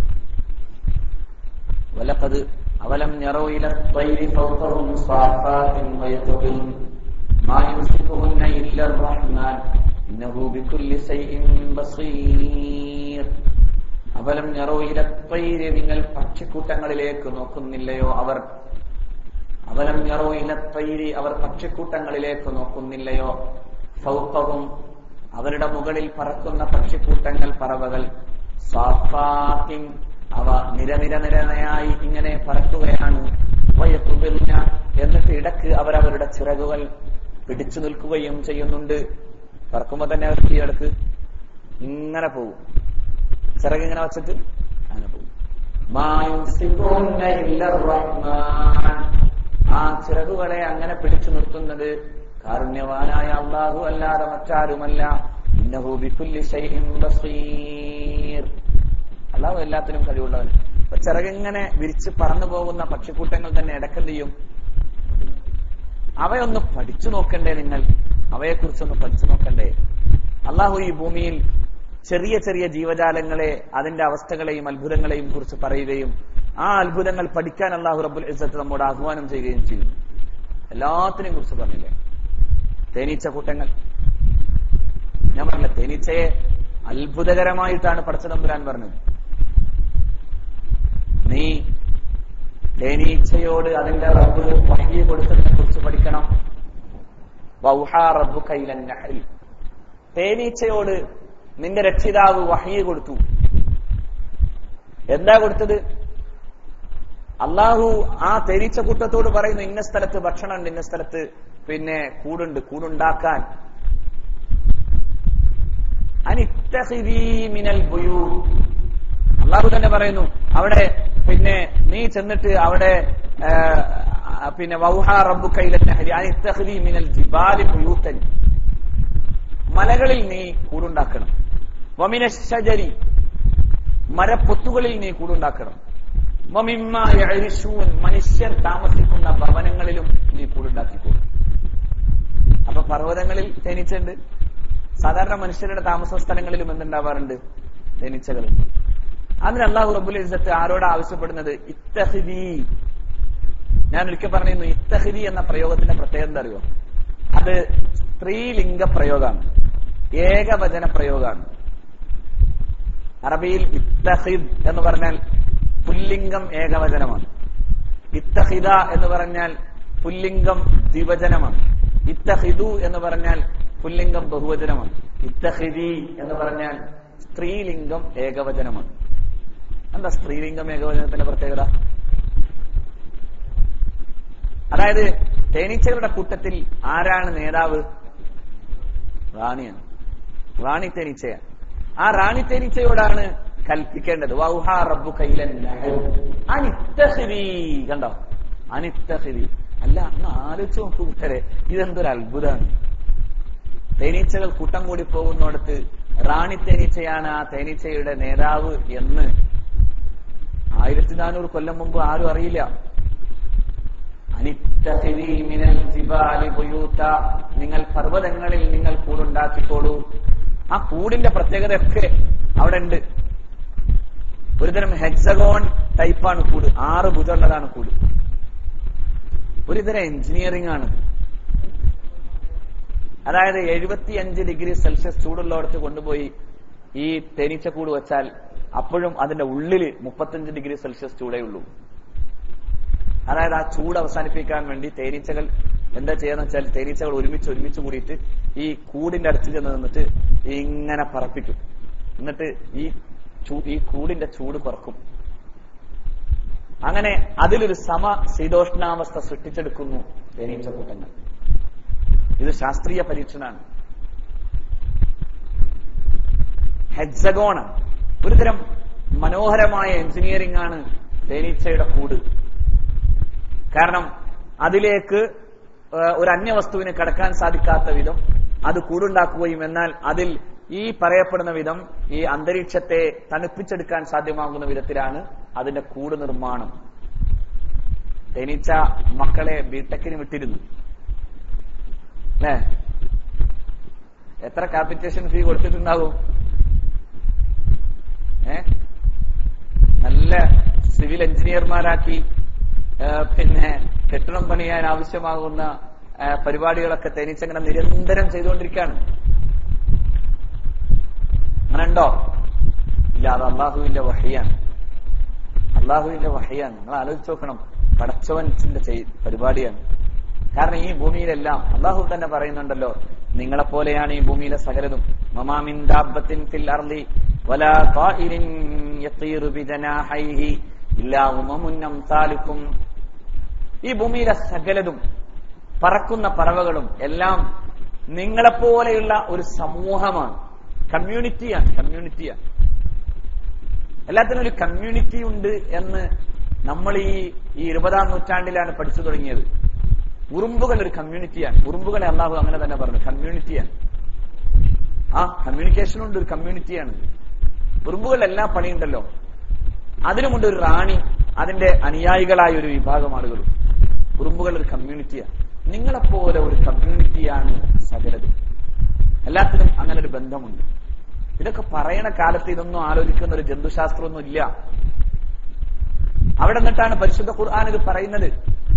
എന്നിട്ടാണ് ഖുർആൻ പറയുന്നത്, തുമ്മ കുലീ മിൻ കുല്ലി സമറാത്ത്, സകല പിന്നെ പഴങ്ങളിലും പോയി നീ ഭക്ഷണം ഏർപ്പാടാക്കുക. കുലീ, അവിടെ അള്ളാഹു ഉപയോഗിച്ച പ്രയോഗമാണ് കുലീ. സ്ത്രീലിംഗം ഏകവചനം പ്രയോഗമാണത്. കുലീ മിൻ കുല്ലി സമറാത്ത് ഫസ്ലുകീ സുബുല റബ്ബിക ദുലുലാ. രക്ഷിതാവിന്റെ മാർഗത്തിലേക്ക് നീ എന്ത് ചെയ്യുക? നീ വളരെ വിനയാന്വിതമായി പ്രവേശിക്കുക. എല്ലാത്തിനും അതിന്റെ രക്ഷിതാവിന്റെ അടുക്കൽ അതിന്റെ അനുസരണം അല്ലാഹു റബ്ബുൽ ഇസ്സത്ത് കാണിച്ചു കൊടുത്തിട്ടുണ്ട്. എല്ലാത്തിനും സസ്യങ്ങൾക്കൊരുതരം അനുസരണമുണ്ട്, തേനീച്ചകൾക്ക് അതിന്റെ അനുസരണമുണ്ട്, ഉറുമ്പിൽ അതിന്റെ അനുസരണമുണ്ട്. ഉറുമ്പിന്റെ കൂട്ടത്തോട് പറയുന്നത് മഹാനായ സയ്യിദുന സുലൈമാൻ നബി അലൈഹി സ്വലാത്തു വസ്സലാം കേട്ടു എന്ന് വിശുദ്ധ ഖുർആൻ തന്നെ പറയുന്നു. കാലത്ത് നംലത്ത് പറഞ്ഞു, എന്ത് പറഞ്ഞു? നിങ്ങൾ എല്ലാവരും കൂടി ഫസ്ലുഖു, നിങ്ങൾ എല്ലാവരും ഫദ്ഖുലു ഫീ മനാസ്, പിന്നെ നിങ്ങൾ നിങ്ങളുടെ ഭവനങ്ങളിലേക്ക് കയറുക, വേഗം കൂട്ടിലേക്ക് പൊയ്ക്കൊള്ളുക. കാരണം സുലൈമാനും കൂട്ടരും വരുന്നുണ്ട്, അവരെങ്ങാനും അറിയാതെ നിങ്ങളെ ചവിട്ടിപ്പോയാലോ എന്ന് പറയുന്നു. അപ്പോ സുലൈമാൻ നബി അത് കേട്ടിട്ട് ഫതബസ്സമ ളാഹിക, ചിരിച്ചു നിൽക്കുന്നു. സുലൈമാൻ നബി അത് കേട്ടു എന്ന് ആര് പറയുന്നു? ഖുർആൻ പറയുന്നു. ഇങ്ങനൊരു കമ്മ്യൂണിക്കേഷൻ ഈ ഉറുമ്പൻ കുട്ടങ്ങളോട് അല്ലാഹു റബ്ബുൽ ഇസ്സത്ത് അങ്ങനെ ഉണ്ട് എന്ന് പടച്ച തമ്പുരാൻ നമ്മോട് പറഞ്ഞു തരുന്നു. അവിടെ സുലൈമാൻ നബി അലൈഹി സ്വലാത്തു വസ്സലാം അത് കേൾക്കുന്നു. ഫതബസ്സമ ളാഹിക. പണ്ട് ചിലരൊക്കെ അതിന് വലിയ വ്യാഖ്യാനങ്ങളൊക്കെ കൊടുത്തിരുന്നു. അതായത് നംലത്ത് എന്ന് പറഞ്ഞാൽ ഉറുമ്പൊന്നുമല്ല, അത് ആ മലനിരകളിൽ ഉണ്ടായിരുന്ന ഗോത്രവർഗത്തിലെ ഒരു പെണ്ണാണ്. അവളുടെ പേരാണ് നംലത്ത്. അവൾ പറഞ്ഞത് എല്ലാവരും കൂടി വീട്ടിലേക്ക് ഒളിച്ചോടിക്കൊള്ളാനാണ്. കാരണം സുലൈമാൻ നബിയാണ് വരുന്നത്, സംഗതി ചവിട്ടി മരിച്ചെങ്ങാനും പോയാൽ കുടുങ്ങും. വലാ യഹ്തിമന്നക്കും സുലൈമാനും അദ്ദേഹത്തിന്റെ സംഘാംഗങ്ങളും നിങ്ങളെ ചവിട്ടി മരിക്കാതിരിക്കാൻ. ചവിട്ടാ മരിക്കാന്നൊക്കെ പറഞ്ഞതിന് പെണ്ണുങ്ങളുടെ ഭാഷയിൽ വേറെ വലിയ വലിയ അർത്ഥങ്ങളുണ്ട്. അത്രയും വൃത്തികെട്ടൊരർത്ഥാണത്. ആ പ്രയോഗം സുലൈമാൻ നബി അലൈഹി സ്വലാത്തു വസ്സലാമിനെ നേരെ ഒരു സ്ത്രീ സംശയാസ്പദമായി നടത്തി എന്ന് പറയാനുള്ള ബോധം ഉണ്ടായിട്ടുള്ളൂ എന്നല്ലേ അതിന് മനസ്സിലാവേണ്ടത്. ഇപ്പൊ എന്തെല്ലാം തിരുത്തണം ഞാൻ പറഞ്ഞില്ലേ. അതായത് നംലത്ത് എന്ന് പറയുന്ന ഒരു ഉറുമ്പ് പറഞ്ഞത് സുലൈമാൻ നബി കേട്ടു എന്ന് പറഞ്ഞാൽ വളരെ മോശമായി പോയത് അല്ലെ. എന്നിട്ട് അതിന് മറ്റു വ്യാഖ്യാനങ്ങൾ ഉണ്ടാക്കിയപ്പോഴും അതിനേക്കാൾ വൃത്തികെട്ട വ്യാഖ്യാനായില്ലേ. നംലത്ത് എന്ന് പറയുന്ന പെണ്ണ് പറഞ്ഞു, എന്ത്? നിങ്ങൾ നിങ്ങളുടെ ഭവനങ്ങളിലേക്ക് പൊക്കോളൂ, കാരണം സുലൈമാൻ നബി വരുന്നുണ്ട്, സുലൈമാനും കൂട്ടരും വരുന്നുണ്ട്, പൊക്കോളൂ, ഇല്ലെങ്കിൽ എന്താവും? ചവിട്ടി അങ്ങ് മരിച്ചു പോകും. പക്ഷെ ഖുർആൻ അവിടെ തന്നെ പ്രയോഗിച്ചു, വഹും ലാ യശൂറൂൻ, അവരറിയാതെയാണ് ചവിട്ടി പോകുകയാണ്. പടയാളികളെ അറിയാതെ ആയിരിക്കൂലേ. എന്താ ഈ പൊട്ടന്മാർക്ക് പറ്റിയത്? ആ ആയത്ത് തന്നെ വെറുതെ എടുത്തു നോക്കിയാൽ മതി. ഖുർആൻ അങ്ങനെ, അതായത് വഹും ലാ യശൂറൂന, അവരറിയാതെ എങ്ങാനും നിങ്ങൾ പോകുന്ന വഴിയെ ചവിട്ടി എങ്ങാനും പോകും, അതുകൊണ്ട് നിങ്ങൾ എന്ത് ചെയ്യണം? നിങ്ങളുടെ കൂടിലേക്ക് കയറിയിരുന്നോളാനാണ് പറഞ്ഞത്. അതൊരു പെണ്ണ് പറയാണ് തന്റെ കൂട്ടുകാരികളോടെന്ന് പറഞ്ഞാൽ ഏതായാലും അറിയാതെ ഒരു പടയാളിയും ചവിട്ടി പോവില്ല. മനസ്സിലായോ? ഈ ദുർവ്യാഖ്യാനങ്ങൾ കറാമത്തുകളെയും മോജിസത്തുകളെയും നിഷേധിക്കാൻ വേണ്ടിയാണ് ഒരു കാലത്ത് ഒരു വിഭാഗം ആളുകൾ നടത്തിയത്. അതിന്റെ അബദ്ധം ശരിക്കും ഇവിടെ ബോധ്യം. കാരണം അവിടെ യഥാർത്ഥത്തിൽ ഉറുമ്പുകളുടെ കമ്മ്യൂണിക്കേഷൻ സയ്യിദുന സുലൈമാൻ അലൈഹി സ്വലാത്തു വസ്സലാം അറിഞ്ഞു എന്നാണ് ഖുർആൻ പറയുന്നത്. ഉറുമ്പുകൾ തന്റെ അനുയായികളോട് ഇങ്ങനെ പറഞ്ഞു, സുലൈമാൻ വരുന്നുണ്ട്. അവരുടെ കുളമ്പടികൾക്കിടയിലെങ്ങാനും അരഞ്ഞു പോകരുത്, നിങ്ങൾ എന്ത് ചെയ്യണം? ഒരു ഉറുമ്പ് ഇവിടെ വന്ന അല്പം പഞ്ചസാര ഇട്ട് നോക്കി, ഒരു 10 മിനിറ്റ് കഴിയുമ്പോ എന്താവും? അവിടെ കുറെ ഉറുമ്പുകൾ കാണാം. എന്താ കാരണം? ആരാ അതിന് സെൽഫോൺ ഒന്നും കൊടുത്തിട്ടുണ്ടോ ഉറുമ്പുകൾക്ക്? ഒരു പഞ്ചസാര തരി ഇവിടെ വീണാൽ, അല്പം മധുരം വീണാൽ, ഒരു 10 മിനിറ്റിനുള്ളിൽ ഇവിടെ ആകെ ഉറുമ്പുകളുടെ പ്രളയാവും. നോക്കൂ, അള്ളാഹു പറയുന്നു, നിങ്ങളെപ്പോലെ ഒരു ഉമ്മത്താണ് ഉറുമ്പും. നിങ്ങളെപ്പോലെ. എത്രത്തോളം ആധുനിക സയൻസ് ഉറുമ്പുകളെ കുറിച്ച് പഠിക്കുമ്പോൾ അവർ പറയുന്നത് നല്ല കമ്മ്യൂണിറ്റിയാണ് ഉറുമ്പുകൾ. എത്രത്തോളം വെച്ചാൽ അവർക്ക് അവരുടെ സ്വന്തം കുടുംബത്തിൽ പാല് കറക്കാനുള്ള പശു എന്ന പോലെ ഒരു പ്രത്യേക ജീവി അവരുടെ കൂട്ടത്തിലുണ്ട്.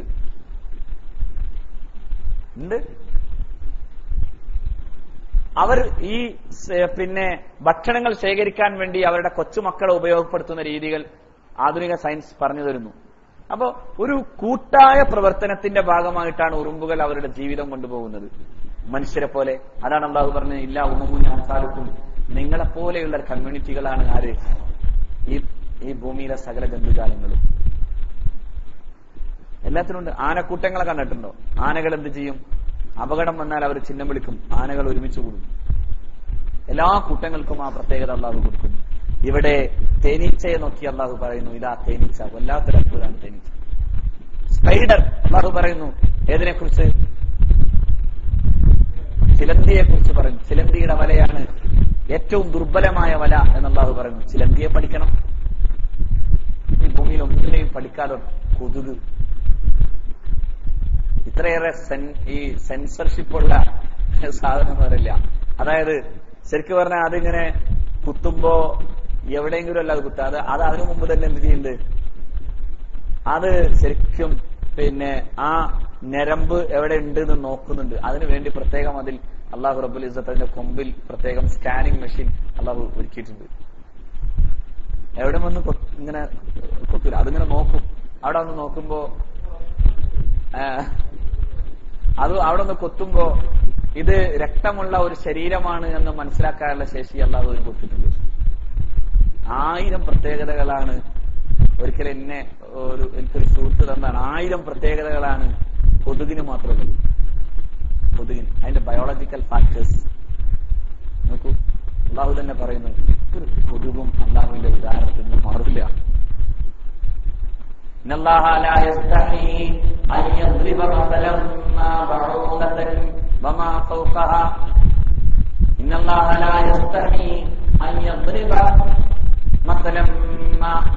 ഏത് ഉദാഹരണവും പഠിച്ചു പറയും.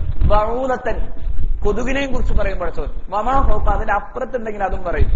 നിങ്ങൾക്ക് എന്താ തോന്നിയത്? ഖുർആൻ കൊതുകിനെ കുറിച്ച് പറയാൻ തുടങ്ങിയപ്പോ ഖുറൈശികൾ, അതായത് സത്യനിഷേധികൾ പറഞ്ഞു, ഇത്രയും വലിയ ഖുർആൻ ഈ കൊതുകിനെ കുറിച്ച് പറയാൻ തുടങ്ങിയതെന്നാണ് ചോദ്യം ചോദിച്ചത്. അപ്പോഴാണ് അള്ളാഹു പറഞ്ഞത് ഈച്ചകൾ. അള്ളാഹു പറഞ്ഞു, അപ്പോഴാണ് അള്ളാഹു പറഞ്ഞത്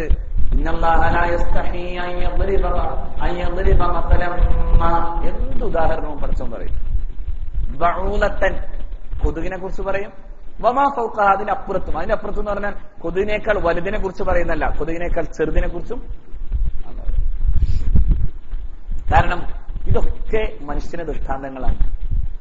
കൊതുക് എങ്ങനെ ചോര കുടിക്കുന്നു എന്ന് പഠിക്കണം. കൊതുകിലെ ആൺകൊതുകുകൾ എന്താ ചെയ്യാ?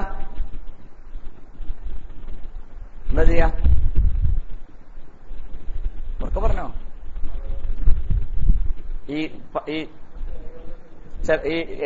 ചെടികളിലും സസ്യങ്ങളിലൊക്കെ നടക്കൂലേ പെൺകൊതുകുകളോ? ചോര കുടിക്കും. അല്ലെങ്കിൽ ഈ ചോര കുടിക്കണമൊക്കെ ആരാണ്?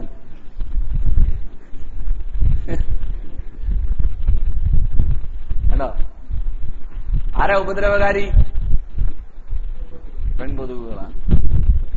എന്നിട്ട് നമ്മുടെ നാട്ടിലെ ചില ആളുകൾ എഴുതി വെച്ചു, ആൺകൊതുകുകളിൽ നിന്നും പെൺകൊതുകുകളിൽ നിന്നും പടച്ചവനെ നീ കാവലേകണേന്ന്. ഏത്? അതായത് ടോയ്ലറ്റിലേക്ക് പോകുന്നതിന് മുമ്പ് അഷ്റഫുൽ ഖൽഖ് എന്ത് പഠിപ്പിച്ചു? അല്ലാഹുമ്മ ഇന്നി അഊദു ബിക മിനൽ ഖുബ്സി വൽ ഖബാഇസ്. ഖുബ്സ് ഖബാഇസുകളിൽ നിന്ന് രക്ഷ നേടാൻ വേണ്ടിയാണ് ദുആ. അപ്പൊ ഖുബ്സ് സാധാരണ നമ്മുടെ നാട്ടിലുള്ള മൂലമാരൊക്കെ എഴുതി വെച്ചു അതിനെന്ത്? പുരുഷ, അതായത് ആൺ സ്ത്രീ ചെകുത്താന്മാരിൽ നിന്ന്, അത്തരം ഉപദ്രവകാരികളായ ജിന്നുകളിൽ നിന്ന്, ചെകുത്താന്മാരിൽ നിന്ന് കാവലേകണേന്നാണ് ആ ദുആന്റെ അർത്ഥം. അപ്പൊ ഇവര് നോക്കിയപ്പോ അങ്ങനെ ഉണ്ടാവുമോ? പക്ഷേ മോശല്ലേ?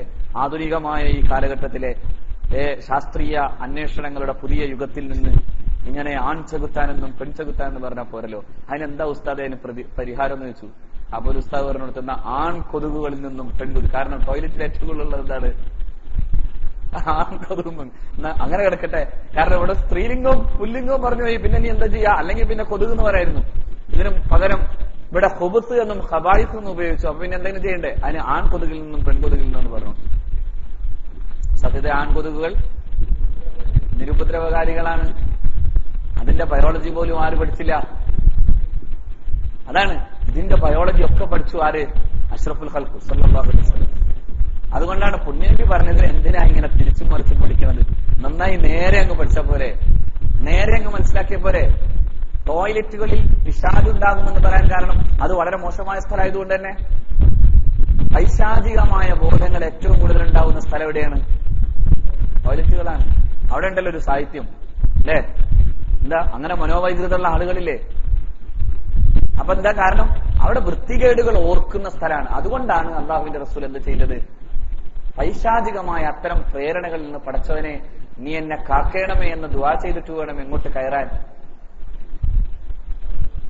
അതൊരു സൈക്കോളജിയാണ്.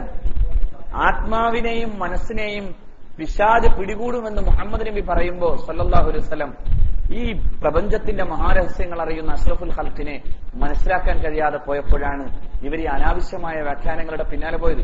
ഞാൻ പറയുന്ന കുട്ടികളെ, നിങ്ങൾ ഈ ബുദ്ധിയുള്ളവരാണെന്ന് ധരിച്ചിട്ടുള്ളവർ ലോകത്തെ ഏറ്റവും വലിയ മണ്ടന്മാരാണെന്ന് മനസ്സിലാക്കുക. അവർ യഥാർത്ഥത്തിൽ മണ്ടന്മാരാണ്. കാരണം പ്രപഞ്ച രഹസ്യം അറിയുന്ന അഷ്റഫുൽ ഖൽഖിനെ സ്വല്ലല്ലാഹു അലൈഹി വസല്ലം കേവലം ഭൗതിക വായന വായിച്ചവർക്ക് ആത്മീകമായ വലിപ്പത്തെ തിരിച്ചറിയാൻ സാധിക്കാതെ പോയതുകൊണ്ടാണ് ഇമാതിരി വർത്തമാനങ്ങൾ അവർക്ക് പറയേണ്ടി വന്നത്. അതുകൊണ്ടാണ് ഈ നംലത്ത് എന്ന് പറയുന്നതിനെ ഗോത്രവർഗക്കാരിയായ പെണ്ണ് എന്നർത്ഥം വെച്ചത്. അതുകൊണ്ടാണ് മൂസ നബി അലൈഹി സ്വലാത്തു വസ്സലാം കടല് കടക്കുമ്പോ പിന്നെ കോലുകൊണ്ട് കുത്തി നോക്കിയിട്ട് വെള്ളമുള്ള സ്ഥലവും ഇല്ലാത്ത സ്ഥലവും തിരിഞ്ഞിട്ടാണ് പോയിരുന്നത്. കടലിൽ എന്തടോ വെള്ളമില്ലാത്ത സ്ഥലം? ഇങ്ങനെയൊക്കെ വ്യാഖ്യാനിക്കേണ്ടി വരുമ്പോ അങ്ങനെയല്ല. ആ വടി കൊണ്ട് അടിച്ചപ്പോ ഈ കടൽ രണ്ടായി പിളർന്ന് മാറി നിന്നു എന്നത് അള്ളാഹു തന്നെ പറഞ്ഞതല്ലേ? അതങ്ങ് സമ്മതിച്ചെന്താ കുഴപ്പം? അല്ലേ? അത് മുഅ്ജിസത്തു മൂസ എന്നങ്ങ് സമ്മതിച്ചാൽ എന്താ പ്രശ്നം? മൂസ നബി അലൈഹി സ്വലാത്തു വസ്സലാമിന് മുഅ്ജിസത്ത് കൊടുത്തതാരാ? അള്ളാഹുവാണ്. അഷ്റഫുൽ ഖൽഖിന് മുഅ്ജിസത്ത് കൊടുത്തതാരാ? അള്ളാഹുവാണ്.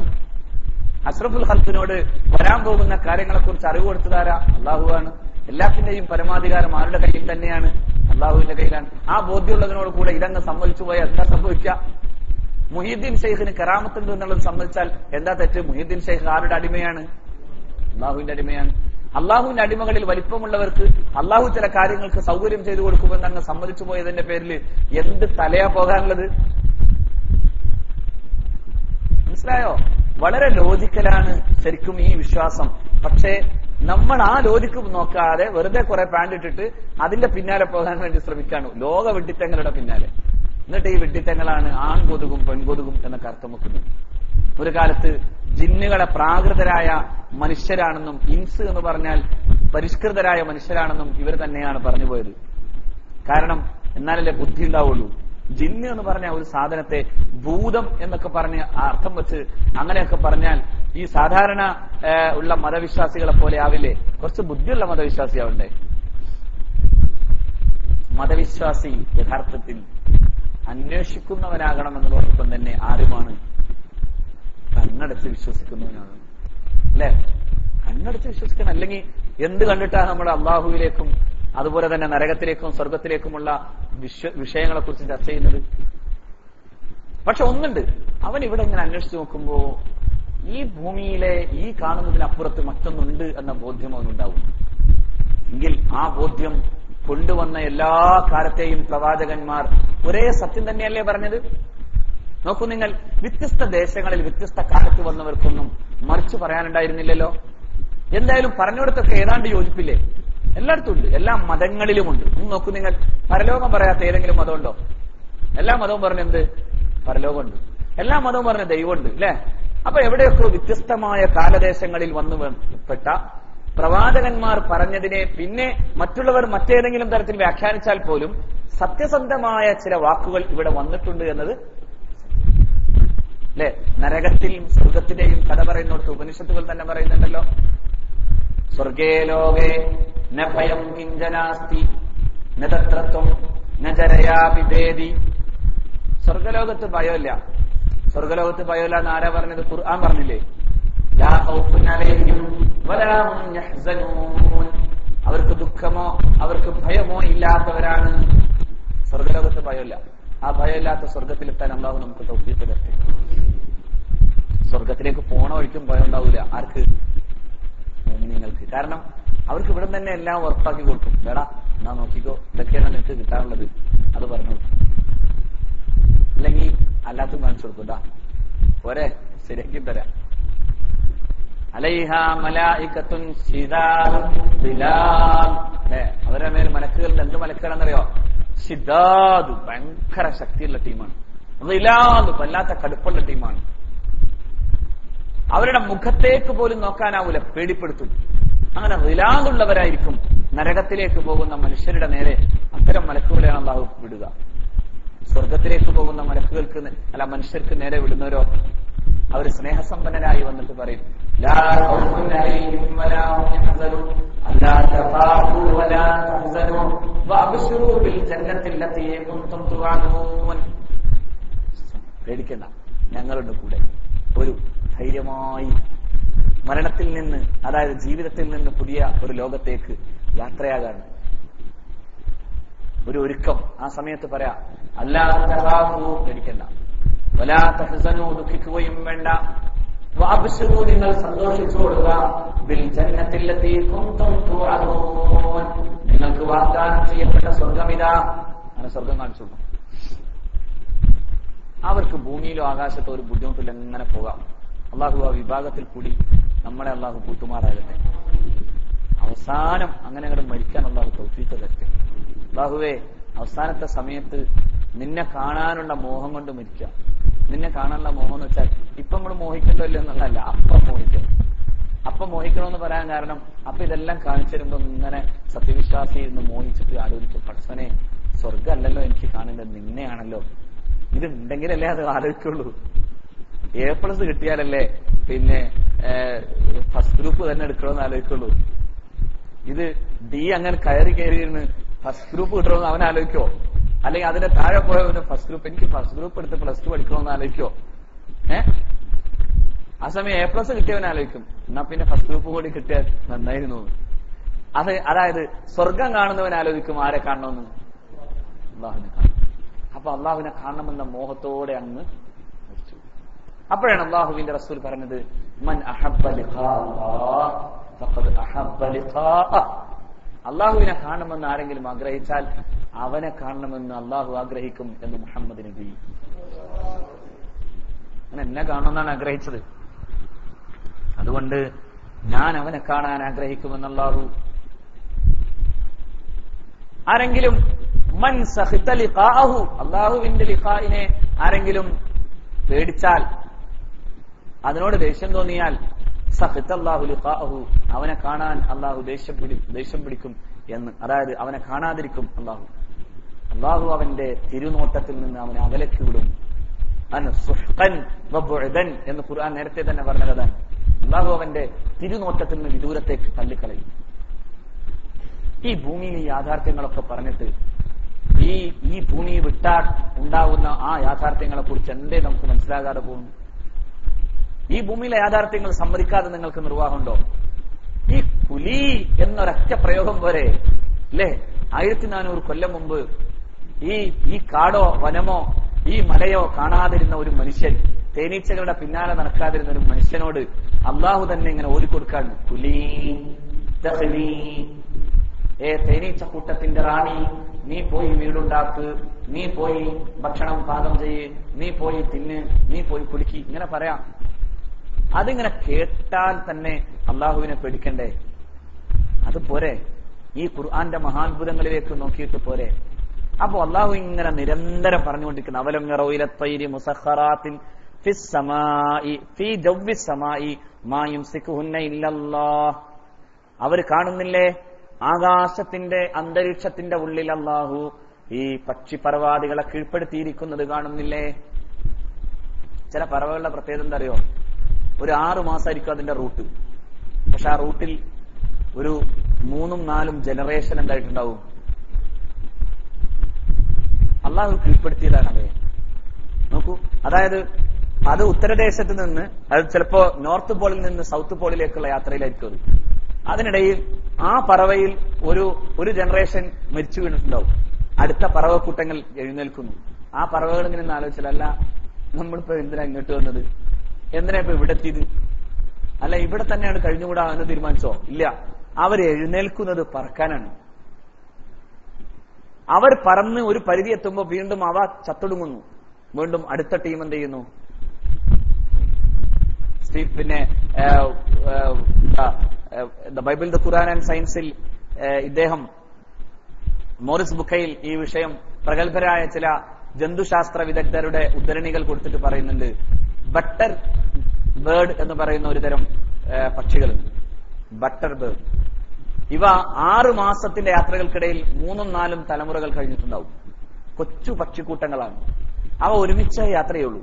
അങ്ങനെ ഒരുമിച്ച് യാത്ര ചെയ്യുമ്പോൾ അവക്കിടയിൽ ഇടക്കിടക്ക് ഇതിങ്ങനെ ഈ തലമുറകൾ മരിച്ചു പോകും. പക്ഷെ ഇവ അതിന്റെ കേന്ദ്രത്തിലേക്ക് തന്നെ പോകും. 6 മാസം കൊണ്ട് അത് അവിടെ എത്തിയിട്ട് 6 ആഴ്ച കൊണ്ട് അത് തിരിച്ചു വീണ്ടും ഇങ്ങോട്ടും എത്തും. എങ്ങോട്ട്? അതിന്റെ പഴയ സങ്കേതത്തിലേക്ക്. 6 മാസം ഇങ്ങനെ യാത്ര ചെയ്ത് പിന്നെ ഷോർട്ട് കട്ട് ഉണ്ടാക്കി തിരിച്ചിങ്ങോട്ട് യാത്ര ചെയ്യണമെന്ന് ആരാ അതിന്റെ തലയിൽ കയറ്റി വെച്ചിട്ടുള്ളത്? നോക്കൂ നിങ്ങൾ, ഇദ്ദേഹം തന്നെ ചോദിക്കുന്നു, ഹൂ ഇസ് ദാറ്റ് പ്രോഗ്രാമർ? ആരാ അതിന്റെ പ്രോഗ്രാമർ? എന്താ ഉത്തരം കൊടുക്കുക? അതല്ലാതെ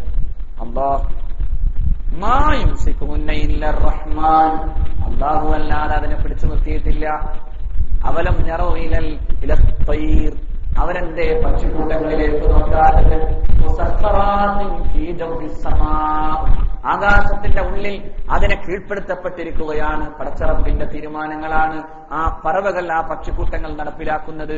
ഉടമസ്ഥന്റെ തീരുമാനം.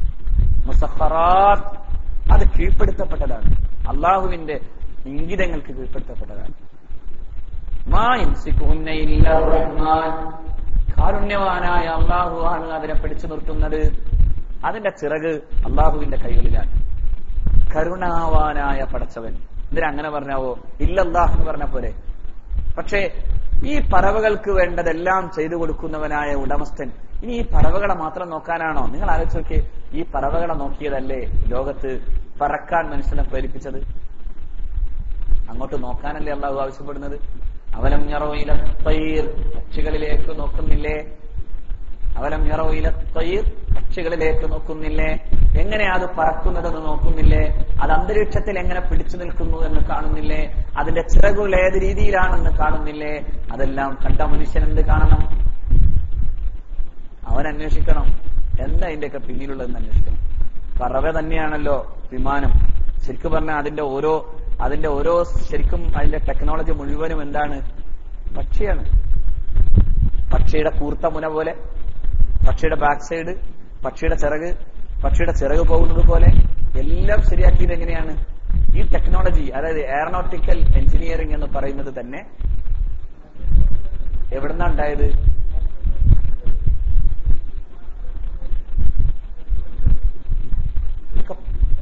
പക്ഷിയുടെ ഓരോ രീതിയിൽ നിന്നാണ് ഇതെല്ലാം സംവിധാനിച്ചത്. അതിന്റെ പക്ഷി ഇറങ്ങുമ്പോ അതുവരെ അതിന്റെ കാലെന്തായിരിക്കും? പറക്കുമ്പോ കാലെന്ത് ചെയ്യും? പറക്കുമ്പോ കാലിങ്ങനെ നിർത്തിയിട്ട് ഇങ്ങനെ കാണിക്കൂല. എന്താ ചെയ്യാ? പറക്കുമ്പോ കാല് ചുരുക്കും. വിമാനം പറക്കുമ്പോ എന്ത് ചെയ്യും?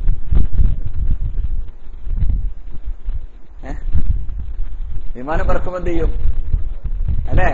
അതിന്റെ വീല് മുഴുവൻ അതാ പക്ഷി ഇറങ്ങുന്നത് പോലെ വരുമ്പോ അവസാനത്താറാവുമ്പോ എന്താവും?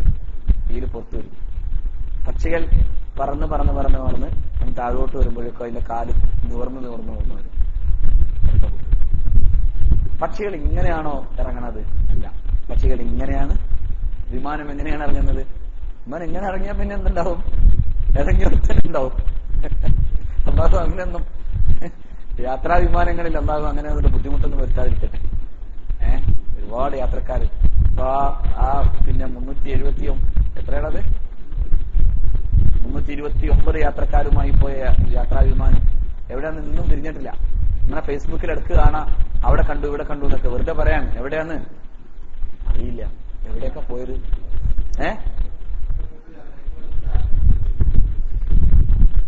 ആ താലിബാനെ കാണിച്ചിട്ടെ അമേരിക്ക. ആ താലിബാനെ കാണിച്ചെന്നല്ലോ അമേരിക്ക. ഞാൻ പറയുന്നത് ഭൂമി ദുരൂഹതകൾ നിറഞ്ഞതാണ്. ഇടക്കിടക്ക് എവിടെയോ സംഭവിക്കുന്ന ദുരൂഹതകൾ തിരിച്ചറിയാൻ മനുഷ്യന്റെ ഈ വലിയ സാങ്കേതിക വിദ്യകൾ കൊണ്ട് സാധിക്കണില്ല. ആ ദുരൂഹതകൾ തിരിച്ചറിയാൻ സാധിക്കാതെ പോകുന്നുണ്ട് മനുഷ്യന്. എന്നിട്ട് ഇവരെങ്ങനെ അഹങ്കാരിയാകുന്നതിൽ എന്തർത്ഥം? അഹങ്കാരത്തിനും വേണ്ട ഒരു അതിര്. അള്ളാഹു പറയുന്നു, ഇതൊക്കെ പടച്ച റബ്ബിന്റെ തീരുമാനങ്ങളും അവന്റെ നിയമങ്ങൾക്കും അനുസരിച്ചാണ് ഇതെല്ലാം പോകുന്നത്. അതാണ് ഖുർആൻ മുസഖറാത്ത് എന്ന് പറഞ്ഞത്. എന്നെ കീഴ്പ്പെട്ടിട്ട് തന്നെയാണ് ഭൂമിയിൽ ഈ പക്ഷികൾ പറക്കുന്നത്. ഞാനാണ് അതിന് നിയമമുണ്ടാക്കി കൊടുത്തത്. ഞാനാണ് അതിനെ പ്രോഗ്രാം ചെയ്ത്. ഒരു കൊച്ചു പക്ഷിയുടെ തലച്ചോറിനുള്ളിൽ ഈ വലിയ റൂട്ട് മാപ്പ് ഉണ്ടാക്കി കൊടുത്തവൻ ആരാണ്? ഉടമസ്ഥനായ അല്ലാഹു റബ്ബുൽ ഇസ്സത്താണ്. നമുക്ക് എന്തെല്ലാം വേണം അതിന്? ഗൂഗിൾ മാപ്പ് വേണം. അവിടെ സാറ്റലൈറ്റ് കോടിക്കണക്കിന് രൂപ കൊടുത്ത് അങ്ങോട്ട് എന്ത് ചെയ്യണം? ഉപഗ്രഹങ്ങളെ അയക്കണം. എന്നിട്ട് അവിടെ നിന്ന് പിക്ചർ എടുക്കണം. എന്നിട്ട് അത് പിന്നെ കൂട്ടിക്കുഴച്ച് റെഡിയാക്കി അതിനുവേണ്ടി മാത്രം ലക്ഷങ്ങളും കോടികളും മുടക്കിയുള്ള അതിന്റെ സംവിധാനങ്ങൾ ഒരുക്കണം. എന്നിട്ട് പോയിട്ടാണ് എന്ത് ചെയ്യുന്നത്? വഴി തെറ്റിപ്പോണത്. മനസ്സിലായില്ല? എന്നിട്ട് പോയിട്ടാണ് വഴി തെറ്റുന്നത്. അതേസമയം ഈ സാധനങ്ങൾ അതിന്റെ ജനറേഷനുകൾ അതായത് തലമുറകൾ പോലും നശിച്ചു പോകുമ്പോഴും അവയുടെ ലക്ഷ്യത്തിലേക്ക് പോകുന്നു, എന്നിട്ട് തിരിച്ചും പോകുന്നു. ആരാ അതിന്റെ തലക്ക് ഈ വെളിച്ചം കൊടുത്തത്? ഈ ചോദ്യമാണ് പടച്ച റബ്ബ് ചോദിച്ചത്. ആരാടോ ഇതെല്ലാം ചെയ്തു തന്നത്? എന്തേ നിനക്ക് മനസ്സിലാകാത്തത്? ഈ കാര്യങ്ങളെല്ലാം ചെയ്തു തന്ന ഉടമസ്ഥനായ പടച്ച റബ്ബിന്റെ വലിപ്പത്തെ തിരിച്ചറിയാൻ എന്തേ നിനക്ക് സാധിക്കാത്തത്? ഈ പക്ഷിപരവാദികൾ മുഴുവനും അല്ലാഹുവിനെ അംഗീകരിക്കുന്നു. ഇന്ന ഫീ ദാലിക ലആയാത്തിൻ ലിഖൗമി യുമിനൂൻ. പറവകളെ കുറിച്ച് പറഞ്ഞ പടച്ചവൻ എന്താ പറഞ്ഞത്? ഇന്ന ഫീ ദാലിക ലആയാത്തിൻ ലിഖൗമി യുമിനൂൻ. പക്ഷിശാസ്ത്രജ്ഞനായി മാറേണ്ടത് ആര് തന്നെയാണ്? മുസ്ലിമാണ്. സലീം അലിയിലൂടെ അവസാനിപ്പിക്കപ്പെടേണ്ടതല്ല അത്.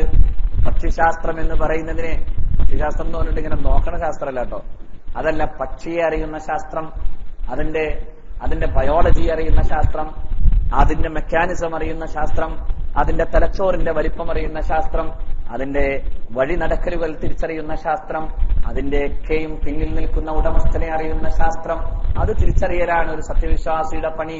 അതുകൊണ്ടാണ് ഖുർആൻ ഇങ്ങനെ തന്നെ പറഞ്ഞത്, ഇന്ന ഫീ ദാലിക ലആയാത്തിൻ ലിഖൗമി യുമിനൂൻ. ചിന്തിക്കുന്ന ആളുകൾക്ക് ഒരുപാട് ദൃഷ്ടാന്തങ്ങൾ അല്ലാഹു ഈ പക്ഷിയിൽ അല്ലാഹു ഒരുക്കി വെച്ചിട്ടുണ്ട്.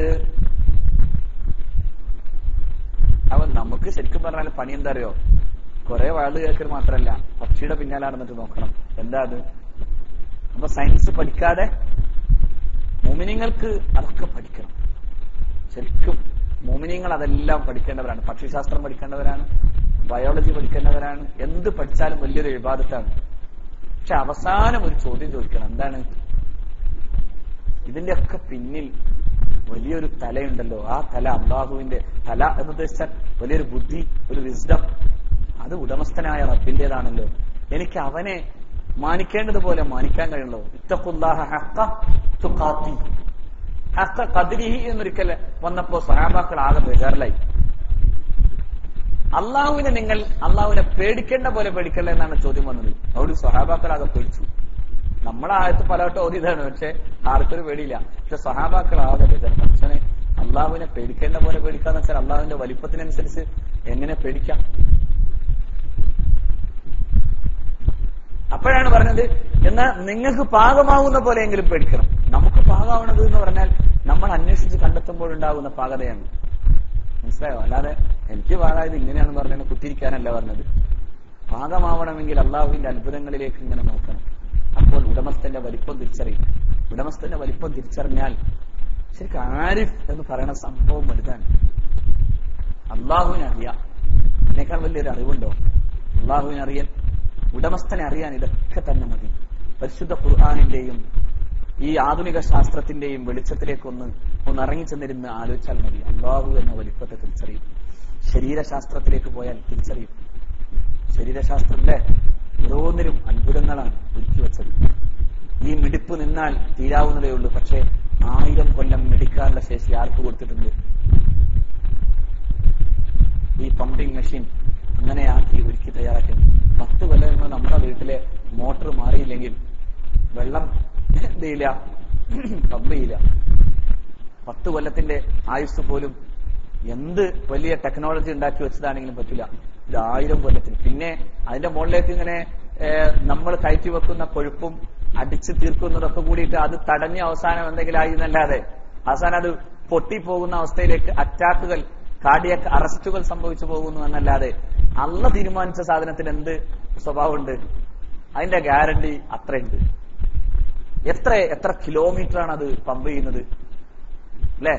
ഈ ചുരുട്ടിക്കൂട്ടി വെച്ചിട്ടുള്ള വൈൻ ഈ ഞരമ്പുകൾക്കിടയിലേക്ക് അതിങ്ങനെ നിരന്തരം പമ്പ് ചെയ്യാണ്. കിലോമീറ്ററുകളാണ് ഈ സാധനം. ഏത്? ഒരു മനുഷ്യന്റെ കൈ ചുരുട്ടിയാൽ എത്ര ഉണ്ടാവുമോ അത്ര മാത്രം വലിപ്പമുള്ള സാധനം നിരന്തരം പമ്പ് ചെയ്യാണ്. വലിയൊരു ഫാക്ടറി പോലെ സകല കെമിക്കൽസ് വന്നാലും അതിങ്ങനെ വേർതിരിച്ച് അതിൽ നിന്ന് പിന്നെ ഗ്ലൂക്കോസും മറ്റൊക്കെ ഉണ്ടാക്കി തന്ന് ആവശ്യമാകുന്ന ശരീരത്തിന് ആവശ്യമാകുന്നതൊക്കെ പകർത്താൻ വേണ്ടി ഒരു ഭാഗത്ത് ഒരു ചിത്രമുള്ള വസ്തു ഇരിക്കാണ്.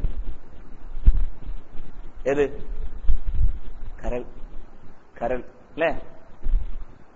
വലിയ പണിയാണ്. അതായത് ഒരു വലിയ ഫാക്ടറി എന്ത് ചെയ്യും? അത്രയും കോടിക്കണക്കിന് ഡോളറുകൾ മുടക്കിയിട്ടുള്ള ഫാക്ടറി വർക്ക് ചെയ്യുന്നത് പോലെ എല്ലാം ചെയ്യുന്നു. അവിടെ ഒരു വിഷമയമായ പദാർത്ഥം വന്നാൽ അതിനെ വേർതിരിക്കുന്നു, എന്നിട്ട് അതിനെ തള്ളാനുള്ള ശ്രമങ്ങൾക്ക് പരിപാടികൾ ആവിഷ്കരിക്കുന്നു.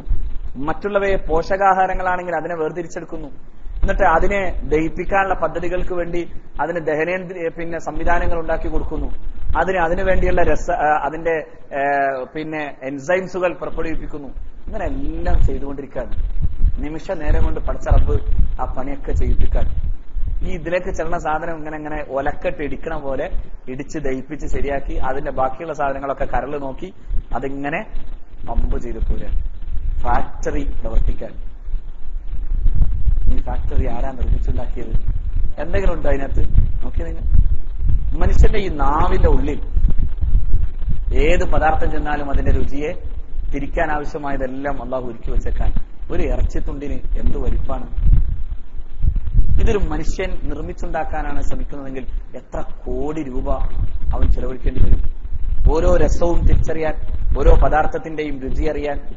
അതേസമയം ഇങ്ങോട്ട് ചെല്ലുമ്പോ നാവ് പറയുന്നു ഇത് മുളകാണ്, ഇങ്ങോട്ട് ചെല്ലുമ്പോ നാവ് പറയുന്നു ഇത് ഉപ്പാണ്, ഇങ്ങോട്ട് ചെല്ലുമ്പോ നാവ് പറയുന്നു ഇത് പുളിയാണ്. ഇതെല്ലാം ഇതിനകത്ത് അള്ളാഹു ഒരുക്കി വെച്ചു. ഈ റബ്ബിന് തിരിച്ചറിയണ്ടേ? അതാണ് അള്ളാഹു റബ്ബുൽ ഇസ്സത്ത് ഇവിടെയും പറയുന്നത്, മാ യുംസിക്കുഹുന്ന ഇല്ല റഹ്മാൻ. റഹ്മാനായ പടച്ചവനെ, ആ തമ്പുരാനെ, അവനാണ് ഇതെല്ലാം ശരിയാക്കി വെച്ചിട്ടുള്ളത്. ഇന്നഹു ബിക്കുല്ലി ശൈഇൻ ബസീർ. അള്ളാഹു എല്ലാ കാര്യങ്ങളിലും കണ്ണുള്ളവനാണ്, എല്ലാത്തിലും കണ്ണുള്ളവനാണ്. ഉടമസ്ഥൻ കണ്ണുള്ളതെന്ന് പറഞ്ഞാൽ എല്ലാം അവന്റെ അറിവിലാണ് നടക്കുന്നത്, എല്ലാം അള്ളാഹുവിന്റെ അറിവിലാണ്. ഈ ജന്തുജാലങ്ങൾ മുഴുവനും ചലിക്കുന്നതും ഇരിക്കുന്നതും നിൽക്കുന്നതും ഉടമസ്ഥനായ റബ്ബിന്റെ തീരുമാനപ്രകാരം എല്ലാം അള്ളാഹുവിനെ അനുസരിക്കുകയാണ്. ആകാശങ്ങളിലും ഭൂമിയിലുള്ളതും സകലതും അള്ളാഹുവിനെ അനുസരിക്കുക. ഈ അനുസരണത്തെ കുറിച്ച് ലോകത്തിന് സമ്മതിക്കുന്നു ആധുനിക ശാസ്ത്രകാരന്മാർ. ഈ പ്രപഞ്ചം നോക്കി ചിന്തിച്ചു പോകുമ്പോഴെല്ലാം ഇവിടെയെല്ലാം ദൈവത്തിന്റെ എന്ന് പറയാനാവില്ലെങ്കിലും പ്രപഞ്ചത്തിൽ ചില നിയമങ്ങളുണ്ട് എന്ന് സ്റ്റീഫൻ ഹോക്കിംഗ് പറയുന്നു, ഐൻസ്റ്റീൻ പറയുന്നു, ലോകം കണ്ട പ്രഗത്ഭരായ ശാസ്ത്രകാരന്മാർ പറയുന്നു. The world around us obeys the laws which have excited the curiosity of human being എന്ന് സ്റ്റീഫൻ ഡബ്ല്യു ഹോക്കിംഗ് പറയുന്നു. എല്ലായിടത്തും നിയമങ്ങൾ ഒരുക്കി വെച്ചിട്ടുണ്ട്. ആരാ നിയമം ഉണ്ടാക്കിയവൻ? ആ നിയമം ഉണ്ടാക്കിയവനെ പഠിക്കലും ആ നിയമം ഉണ്ടാക്കിയവനെ അനുസരിക്കലുമാണ്. അതുകൊണ്ടാണ് അല്ലാഹു പറഞ്ഞത്, ഭൂമിയിൽ മനുഷ്യന് വേണ്ടിയും പ്രകൃതിയുടെ കൃത്യമായ നിയമമുണ്ടാക്കി തന്നവനായ അല്ലാഹുവിനെ നിങ്ങൾ എന്ത് ചെയ്യണം? അനുസരിക്കണം. നീ ആരോട് മുഖം തിരിക്കണം? ഉടമസ്ഥനിലേക്ക് മുഖം തിരിക്കണം. നീ അല്ലാഹുവിലേക്ക് മുഖം തിരിക്കണം. നിങ്ങൾ പടച്ചറബിലേക്ക് മുഖം തിരിക്കണം. എന്തിനാ? അല്ലാഹുവാണ് നിങ്ങൾക്ക് ഒരു ഫിത്രത്ത് ഉണ്ടാക്കി തന്നത്.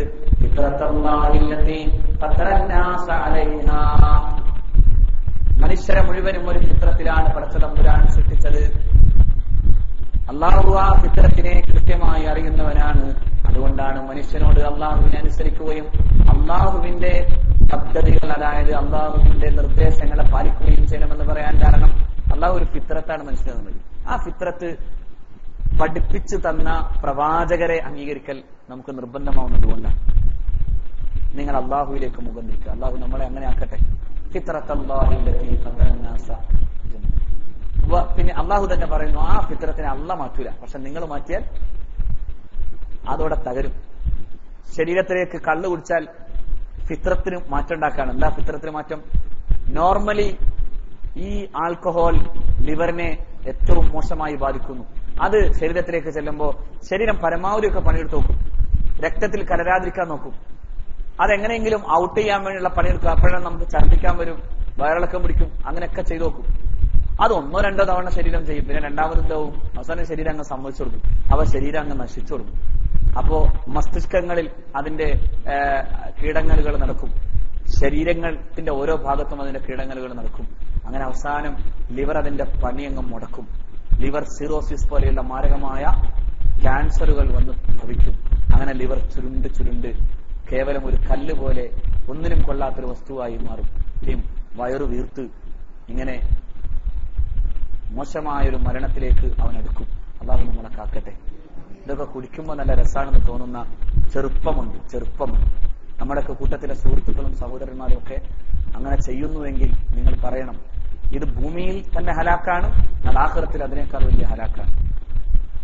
ഞാൻ ഈ ഒരു 2-3 വർഷം മുമ്പ് കാറില്ലാത്ത കാലത്താണ് ഒരു കൊടുങ്ങല്ലൂർക്ക് പോകാൻ വേണ്ടി ഇവിടെ ഈ ഭാഗത്ത് നിന്ന് ഈ ബീവറേജ് കോർപ്പറേഷന്റെ ഈ ഔട്ട്ലെറ്റിന്റെ മുമ്പിലുള്ള അവിടെ സൈഡിൽ പിന്നെ ബസ് കാത്തു നിന്നു. അപ്പൊ ഒരു അംബാസഡർ കാറിൽ പെട്ടെന്നാണ് കുറച്ച് കുട്ടികൾ വന്നിട്ട് ഡോറങ്ങ് തുറന്ന് ഇറങ്ങിയതേ കണ്ടുള്ളൂ. ഒറ്റ കയറ്റാണ് നേരെ അതേപോലെ തന്നെ. അപ്പൊ ഞാനിങ്ങനെ അലച്ചന്റെ ഇതിപ്പോ ഉണ്ടായത് കാരണം വന്നിറങ്ങിയ കുട്ടികൾ അതേപോലെ തന്നെ ചാടിക്കയറിപ്പോയി. അവനിക്ക് മനസ്സിലായി ഇത് എന്നെ അറിയുന്ന ഏതോ ടീമാണ്, ഞാൻ അറിഞ്ഞില്ലെങ്കിലും എന്നെ അറിയുന്ന ടീമായിരിക്കും. ഞാൻ കുറെ കഴിഞ്ഞ് ഇങ്ങനെ ബസ്സിൽ കയറിയിട്ട് ഇങ്ങനെ പിന്നോട്ട് തന്നെ തിരിഞ്ഞു നോക്കി. അപ്പൊ അവര് ഞാനിങ്ങ് പോയി എന്ന് തോന്നിയപ്പോ അവരിറങ്ങി. നോക്കിയപ്പോ ആരായിരിക്കും അത്? ഇവിടെ വെള്ളിയാഴ്ച വരുന്നവരോ അല്ലെങ്കിൽ വേറെ എവിടെയെങ്കിലും വെച്ച് കണ്ടവരോ ആയിരിക്കണം. ആരാണെന്ന് എനിക്ക് ഐഡന്റിഫൈ ചെയ്യാൻ കഴിഞ്ഞില്ല. പക്ഷെ കുറെ ചെറുപ്പക്കാരാണ്. സുബ്ഹാനല്ലാഹ്, നമ്മുടെ മക്കളെ അള്ളാഹു കാക്കുമാറാകട്ടെ. അള്ളാഹു കള്ളുപോലെ മദ്യം പോലെയുള്ള ഭീകരമായ ദുരന്തങ്ങളിൽ നിന്ന് അള്ളാഹു കാക്കട്ടെ. തലച്ചോറ് പോകും, ചിന്ത മരവിച്ചു പോകും, ഒരുതരം മൃഗം പോലെ ജീവിക്കും. മൃഗമായിരിക്കും അവൻ, അതിനെന്താ സംശയം? മൃഗമായിരിക്കും. ഉമ്മയെയും പെങ്ങളെയും തിരിച്ചറിയാനാവാത്ത മൃഗാവും, ഭാര്യയെയും മക്കളെയും മനസ്സിലാകാത്ത മൃഗമായി മാറും. സ്വന്തം മക്കളോട് പോലും വൃത്തികേടുകൾ ചിന്തിക്കുന്നവനായി മാറും. അങ്ങനെ മൃഗമായി മാറും. അള്ളാഹു കാക്കുമാറാകട്ടെ. അതാണ് ഫിത്രത്ത്. അള്ളാഹുവിന്റെ ഫിത്രത്ത് തിരിച്ചറിയണം. ഈ ഭൂമിയിൽ അള്ളാഹു നമുക്ക് നൽകിയ ഒരു ഫിത്രത്തുണ്ട്. അതാണ് ഇസ്ലാം. അതാണ് ഇസ്ലാം.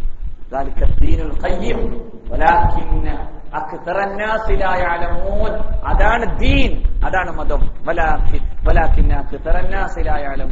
ജനങ്ങളിൽ അധികപക്ഷം ആളുകൾക്ക് അത് മനസ്സിലായിട്ടില്ല. ചൊവ്വായ മതം അതാണ്. അള്ളാഹു പറഞ്ഞു തന്ന ഫിത്രത്താണ് ചൊവ്വായ മതം. നീ ഇത് കുളിച്ചാൽ ഇത് മാരകമായ പ്രശ്നങ്ങൾ ഉണ്ടാക്കുമെന്ന് ഹറാം എന്ന് പറഞ്ഞ് ഇറ്റ് ഈസ് പ്രോഹിബിറ്റഡ് തിങ് എന്ന് പറഞ്ഞ് മാറ്റിവെപ്പിച്ചത് ആരാണ്? അള്ളാഹു. നീ ഇന്നത് ചെയ്താൽ, നീ അന്യ സ്ത്രീകളുടെ പിന്നാലെ നടന്ന് അങ്ങനെ നീ ലൈംഗിക വൈകൃതങ്ങളുടെ പിന്നാലെ പോയാൽ നിനക്ക് ഈ ഭൂമിയിൽ നരകം സൃഷ്ടിക്കുന്ന എയ്ഡ്സ് വൈറസുകൾ ഈ ഭൂമിയിൽ ഉണ്ട് എന്ന് പറഞ്ഞു തന്നത് ആരാണ്? ഇന്നഹു കാന ഫാഹിഷൻ.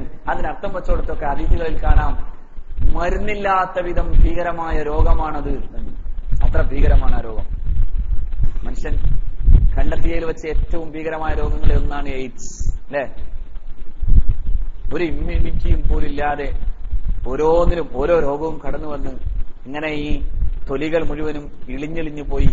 അതായത് ഈ മനുഷ്യൻ മരിച്ചിട്ട് ചത്ത് ചീഞ്ഞ് വല്ല പിന്നെ വെള്ളത്തിൽ പൊങ്ങിക്കിടക്കുമ്പോ മത്സ്യങ്ങൾ വന്നിങ്ങനെ കൊത്തി ശരീരത്ത് ഓരോരുത്തരും ഇങ്ങനെ മുറിവുണ്ടായി ശരീരം ഇങ്ങനെ ചീർത്തു പോലെ, അതുപോലെ ചുണ്ടും നാവും ഒക്കെ പൊട്ടിച്ചിതറി ഒരു മനുഷ്യനെ നോക്കിയാൽ എന്തോ തോന്നിപ്പോകാവുന്ന ഒരവസ്ഥയിൽ ഭീകരമായി മരിക്കേണ്ടി വരുന്നൊരവസ്ഥ. അള്ളാഹു നമ്മൾ അതിൽ നിന്നൊക്കെ കാക്കുമാറാകട്ടെ. ഒരു മനുഷ്യൻ മരിച്ചതിന് ശേഷം അയാളെ നോക്കാൻ പറ്റാതിരിക്കുക എന്ന് പറയുന്നത് തന്നെ ഒരു ഭീകരതയാണ്. അയാളുടെ മുഖത്തേക്ക് നോക്കുമ്പോ പുഞ്ചിരിച്ചു മരിക്കുക. ചില ആളുകൾ മരിക്കുമ്പോൾ അവരുടെ പ്രസാദാത്മകമായ ഒരു മുഖം കണ്ടാൽ മതി. മരിച്ചിട്ടില്ലേ എന്ന് തോന്നിപ്പോവില്ലേ? മരിച്ചിട്ടില്ലേ എന്ന് തോന്നിപ്പോകും. അങ്ങനെ മരിക്കാൻ അള്ളാഹു തൗഫീഖ് തരട്ടെ. കാരണം അവൻ കണ്ടു മരിച്ചവനാണ്. ഏത് കണ്ടിട്ട്? കാണേണ്ടത് കണ്ടു മരിച്ചവനാണ്. അതേസമയം ഭീകരമായി മരിച്ചുപോണ ആളുകളിൽ കണ്ട നമുക്ക് തന്നെ പേടി തോന്നും. അപ്പൊ അതൊക്കെ ഇല്ലാതെ ആകണമെങ്കിൽ അള്ളാഹുവിനെ പേടിക്കണം. ഇപ്പൊ പേടിച്ച അവിടെ പേടിക്കണ്ട, ഇപ്പൊ കരഞ്ഞ അവിടെ കരയണ്ട, ഇപ്പോ കരഞ്ഞാൽ അവിടെ കരയണ്ട എന്ന് ഇമാം ഗസാലി തങ്ങൾ തന്നെ ഇങ്ങനെ ഫിലോസഫിക്കലായി പറയുന്നുണ്ട്. അതായത് ഇപ്പോ കരയണമെങ്കിൽ ഇവിടെ ഒരു ചൂടുണ്ടാവണം. ആ ചൂട് കൊണ്ട് കരഞ്ഞവന് നരകത്തിലെ ചൂട് ഏൽക്കാൻ പാടില്ല എന്നുള്ളതാണ്. നരകത്തിലെ ചൂട്, കാരണം ഇവിടെ ഒരു ചൂട് അവന് കിട്ടിക്കഴിഞ്ഞു, ഇനി അവിടെ ഒരു ചൂട് കൊടുക്കേണ്ടതില്ല. അപ്പൊ ഡബിൾ ജിയോപാഡി എന്ന് പറയുന്ന സംഭവം ഉണ്ടല്ലോ, അതായത് 2 തവണ ശിക്ഷിക്കാൻ പാടില്ല എന്ന നിയമത്തിന്റെ പൊതു സ്വഭാവം. അതുപോലെ ഇവിടെ അവൻ പേടിച്ചു, ഇവിടെ അവൻ കരഞ്ഞു, അവന്റെ കണ്ണു മുഴുവൻ ഒഴുകിച്ചാടി, അവന്റെ ചൂട്, അവന്റെ ഉള്ളൊരുകുന്ന ചൂട് അവന്റെ കണ്ണുകളിലൂടെ ബാഷ്പമായി ഒലിച്ചിറങ്ങിയിട്ടുണ്ട്. അതുകൊണ്ട് അവൻ നാളെ റബ്ബിന്റെ സവിധത്തിൽ ചെല്ലുമ്പോൾ ഈ കണ്ണുനീര് പറയും, ഇനി ഇവനെ ഒന്നും ചെയ്യേണ്ട, നേരെ അങ്ങ് എന്ത് ചെയ്യല പാസ്മാർക്ക് കൊടുത്ത് വിടാൻ പറയും. അള്ളാഹു ആ കൂട്ടത്തിൽ നമ്മളെ പെടുത്തുമാറാകട്ടെ. അർഹമുർറഹീമീനായ റബ്ബേ, നിന്റെ ഗ്രന്ഥമാണ് ഞങ്ങൾ ഇരുന്നിങ്ങനെ ചർച്ച ചെയ്യുന്നത്. അതിന്റെ വലിപ്പത്തെക്കുറിച്ചൊന്നും ഞങ്ങൾക്ക് പറയാനില്ല. പക്ഷേ അതിന്റെ വലിപ്പങ്ങളെ പറഞ്ഞു കൊടുക്കാൻ മാത്രം ഞങ്ങൾ ആരുമല്ല. ഞങ്ങൾക്ക് ഒരുപാട് പരിമിതികളുണ്ട് തമ്പുരാനെ. എന്നാലും അറിവനുസരിച്ച് പറയാനും അത് അമലാവാനും അള്ളാഹുവെ നീ തൗഫീഖ് തരണേ റഹ്മാനെ. അല്ലാഹുവേ നിന്റെ ഗ്രന്ഥത്തെ ഇഷ്ടപ്പെടുന്ന മുത്തഖീങ്ങളിൽ നീ ഞങ്ങളെ പെടുത്തണേ തമ്പുരാനെ. നിന്റെ ഗ്രന്ഥം ഓതുമ്പോ, നിന്റെ പരിശുദ്ധമായ വചനങ്ങൾ ഓർക്കുമ്പോ ഹൃദയത്തിന് പിടക്കലുണ്ടാകുന്ന, കണ്ണിന് കണ്ണുനീര് ചാടുന്ന അത്തരത്തിലുള്ള മുത്തഖീങ്ങളിൽ നീ ഞങ്ങളെ പെടുത്തണേ റഹ്മാനെ. അല്ലാഹുവേ നിന്നെ പേടിച്ചതിന്റെ പേരിൽ രാവുകളിൽ ഉറങ്ങാനാവാതെ എഴുന്നേറ്റിരിക്കുന്ന വിധം നിന്നെ പേടിക്കുന്ന മുഅ്മിനീങ്ങളിൽ നീ ഞങ്ങളെ പെടുത്തണേ റഹ്മാനെ. റഹ്മുർ-റഹീമീനായ റബ്ബേ, ഖബറിലെയും അതിനുശേഷമുള്ള അദാബുകളിൽ നിന്ന് ഞങ്ങളെ കാക്കല്ലാ. അല്ലാഹുവേ മരിക്കുന്ന സമയത്ത് നിന്നെ കാണണമെന്ന മോഹം കൊണ്ട് മരിക്കാൻ നീ ഞങ്ങൾക്ക് തൗഫീഖ് തരണേ അല്ലാ. റഹ്മുർ-റഹീമീനായ റബ്ബേ, ഈ സദസ്സിൽ വന്നിരുന്നതിന്റെ പേരിൽ നീ ഞങ്ങളെ സ്വർഗത്തിലേക്ക് കൊണ്ടുപോകാൻ നീ മലക്കുകൾ അയച്ചു തരണേ റഹ്മാനെ. ഈ സദസ്സിൽ ഇനിയും ഇരിക്കാൻ നീ മറ്റുള്ളവർക്ക് ഭാഗ്യം കൊടുക്കണേ റഹ്മാനെ. റഹ്മുർ-റഹീമീനായ അല്ലാഹുവേ, ഈ വിശുദ്ധമായ നിന്റെ പരിശുദ്ധ ഗ്രന്ഥം പഠിക്കാൻ ഞങ്ങളുടെ സഹോദരന്മാർ, ചെറുപ്പക്കാർ, അവർക്ക് പ്രത്യേകം ആവേശം നൽകണേ തമ്പുരാനെ. അതുവഴി അവർക്ക് നീ ഭാവിയും ജീവിതവും നീ നന്നാക്കി കൊടുക്കണേ തമ്പുരാനെ. റഹ്മുർ-റഹീമീനായ അല്ലാഹുവേ, ഞങ്ങളുടെ പാപങ്ങൾ പൊറുക്കണേ റബ്ബേ. എന്തൊക്കെ പാപങ്ങൾ ഓരോ നിമിഷവും ചെയ്തു കൂട്ടുന്നത് അല്ലാഹുവേ, നീ എല്ലാം പൊറുത്തു തരണേ റഹ്മാനെ. അല്ലാഹുവേ, നീ പൊറുത്തിട്ടില്ലെങ്കിൽ നിന്റെ നരകം നീ കാത്തുവച്ചിട്ടുണ്ട് റഹ്മാനെ. അല്ലാഹുവേ, നീ ഞങ്ങൾക്ക് മാപ്പേകണേ അല്ലാ. നീ ഞങ്ങൾക്ക് മാപ്പേകണേ അല്ലാ. നീ ഞങ്ങൾക്ക് മാപ്പ് തരണേ റഹ്മാനെ. റഹ്മുർ-റഹീമീനായ അല്ലാ, ഞങ്ങളുടെ ജീവിതം നീ ഭൂമിയിൽ നന്നാക്കി തരണേ തമ്പുരാനെ.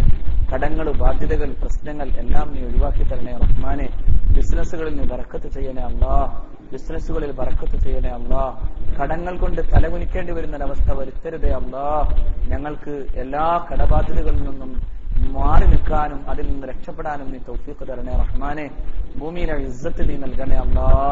ഭൂമിയിലെ ഇസ്സത്ത് നൽകണേ റഹ്മാനെ. സമ്പത്ത് കൊണ്ടും മറ്റു പലതുകൊണ്ടുമുള്ള പരീക്ഷണങ്ങളിൽ നീ ഞങ്ങളുടെ ഇസ്സത്ത് നശിപ്പിക്കരുതേ റഹ്മാനെ. ഞങ്ങളുടെ മക്കളെ നീ സ്വാലിഹീങ്ങളാക്കല്ലാ. അവരെ നീ നല്ല നിന്റെ ദീനനുസരിക്കുന്ന മുഅ്മിനീങ്ങളാക്ക് തമ്പുരാനെ. അവരെ നീ ആലിമീങ്ങളാക്കല്ലാ. അവരെ നീ ഹാഫിലീങ്ങളാക്കല്ലാ. അവരെ കൊണ്ട് നീ ഞങ്ങൾക്ക് കണ്ണിന് ആനന്ദമാക്ക് തമ്പുരാനെ. ഞങ്ങളുടെ കുടുംബങ്ങൾ, ഞങ്ങളുടെ ഭാര്യമാർ, അവരെ നീ നന്നാക്കണേ റഹ്മാനെ. രോഗങ്ങൾ വരുത്തരുതേ റഹ്മാനെ. ആഫിയത്ത് കൊടുക്കണേ അല്ലാ. ദീർഘായുസ് കൊടുക്കണേ റഹ്മാനെ. ഞങ്ങളുടെ മാതാപിതാക്കൾ, ജീവിക്കുന്നവർ ആഫിയത്തും ആയുസ്സും കൊടുക്കണേ അല്ലാ. മരിച്ചുപോയവർ ഖബറുകൾ വിശാലമാക്കി സ്വർഗമാക്കി കൊടുക്കണേ അല്ലാ. റഹ്മുർ-റഹീമീനെ, ഹജ്ജ് ചെയ്യാൻ, ഉംറ ചെയ്യാൻ എപ്പോഴും നീ പലപ്പോഴുമായി ഭാഗ്യം തരണേ തമ്പുരാനെ. നിന്റെ ഹബീബിന്റെ ചാരത്ത് പോയി നിൽക്കുക എന്നതിനേക്കാൾ വലിയ സന്തോഷം ഈ ഭൂമിയിൽ അനുഭവിക്കാനില്ല റഹ്മാനെ. നിന്റെ ഹബീബിന്റെ അടുക്കൽ പോയി നിൽക്കാൻ നീ ഭാഗ്യം തരണേ തമ്പുരാനെ. അവിടത്തോട് സലാം ചെല്ലാൻ ഭാഗ്യം തരണേ അല്ലാ. റഹ്മുർ-റഹീമീനായ റബ്ബേ, എന്തൊക്കെ ഖൈർ നിന്റെ ഹബീബ് ചോദിച്ചോ അതെല്ലാം നീ ഞങ്ങൾക്ക് നൽകണേ അല്ലാ. എല്ലാ ശർറിൽ നിന്നും കാക്കണേ തമ്പുരാനെ. പലരും ദുആ കൊണ്ട് വസിയത്ത് ചെയ്യുന്നുണ്ട് തമ്പുരാനെ.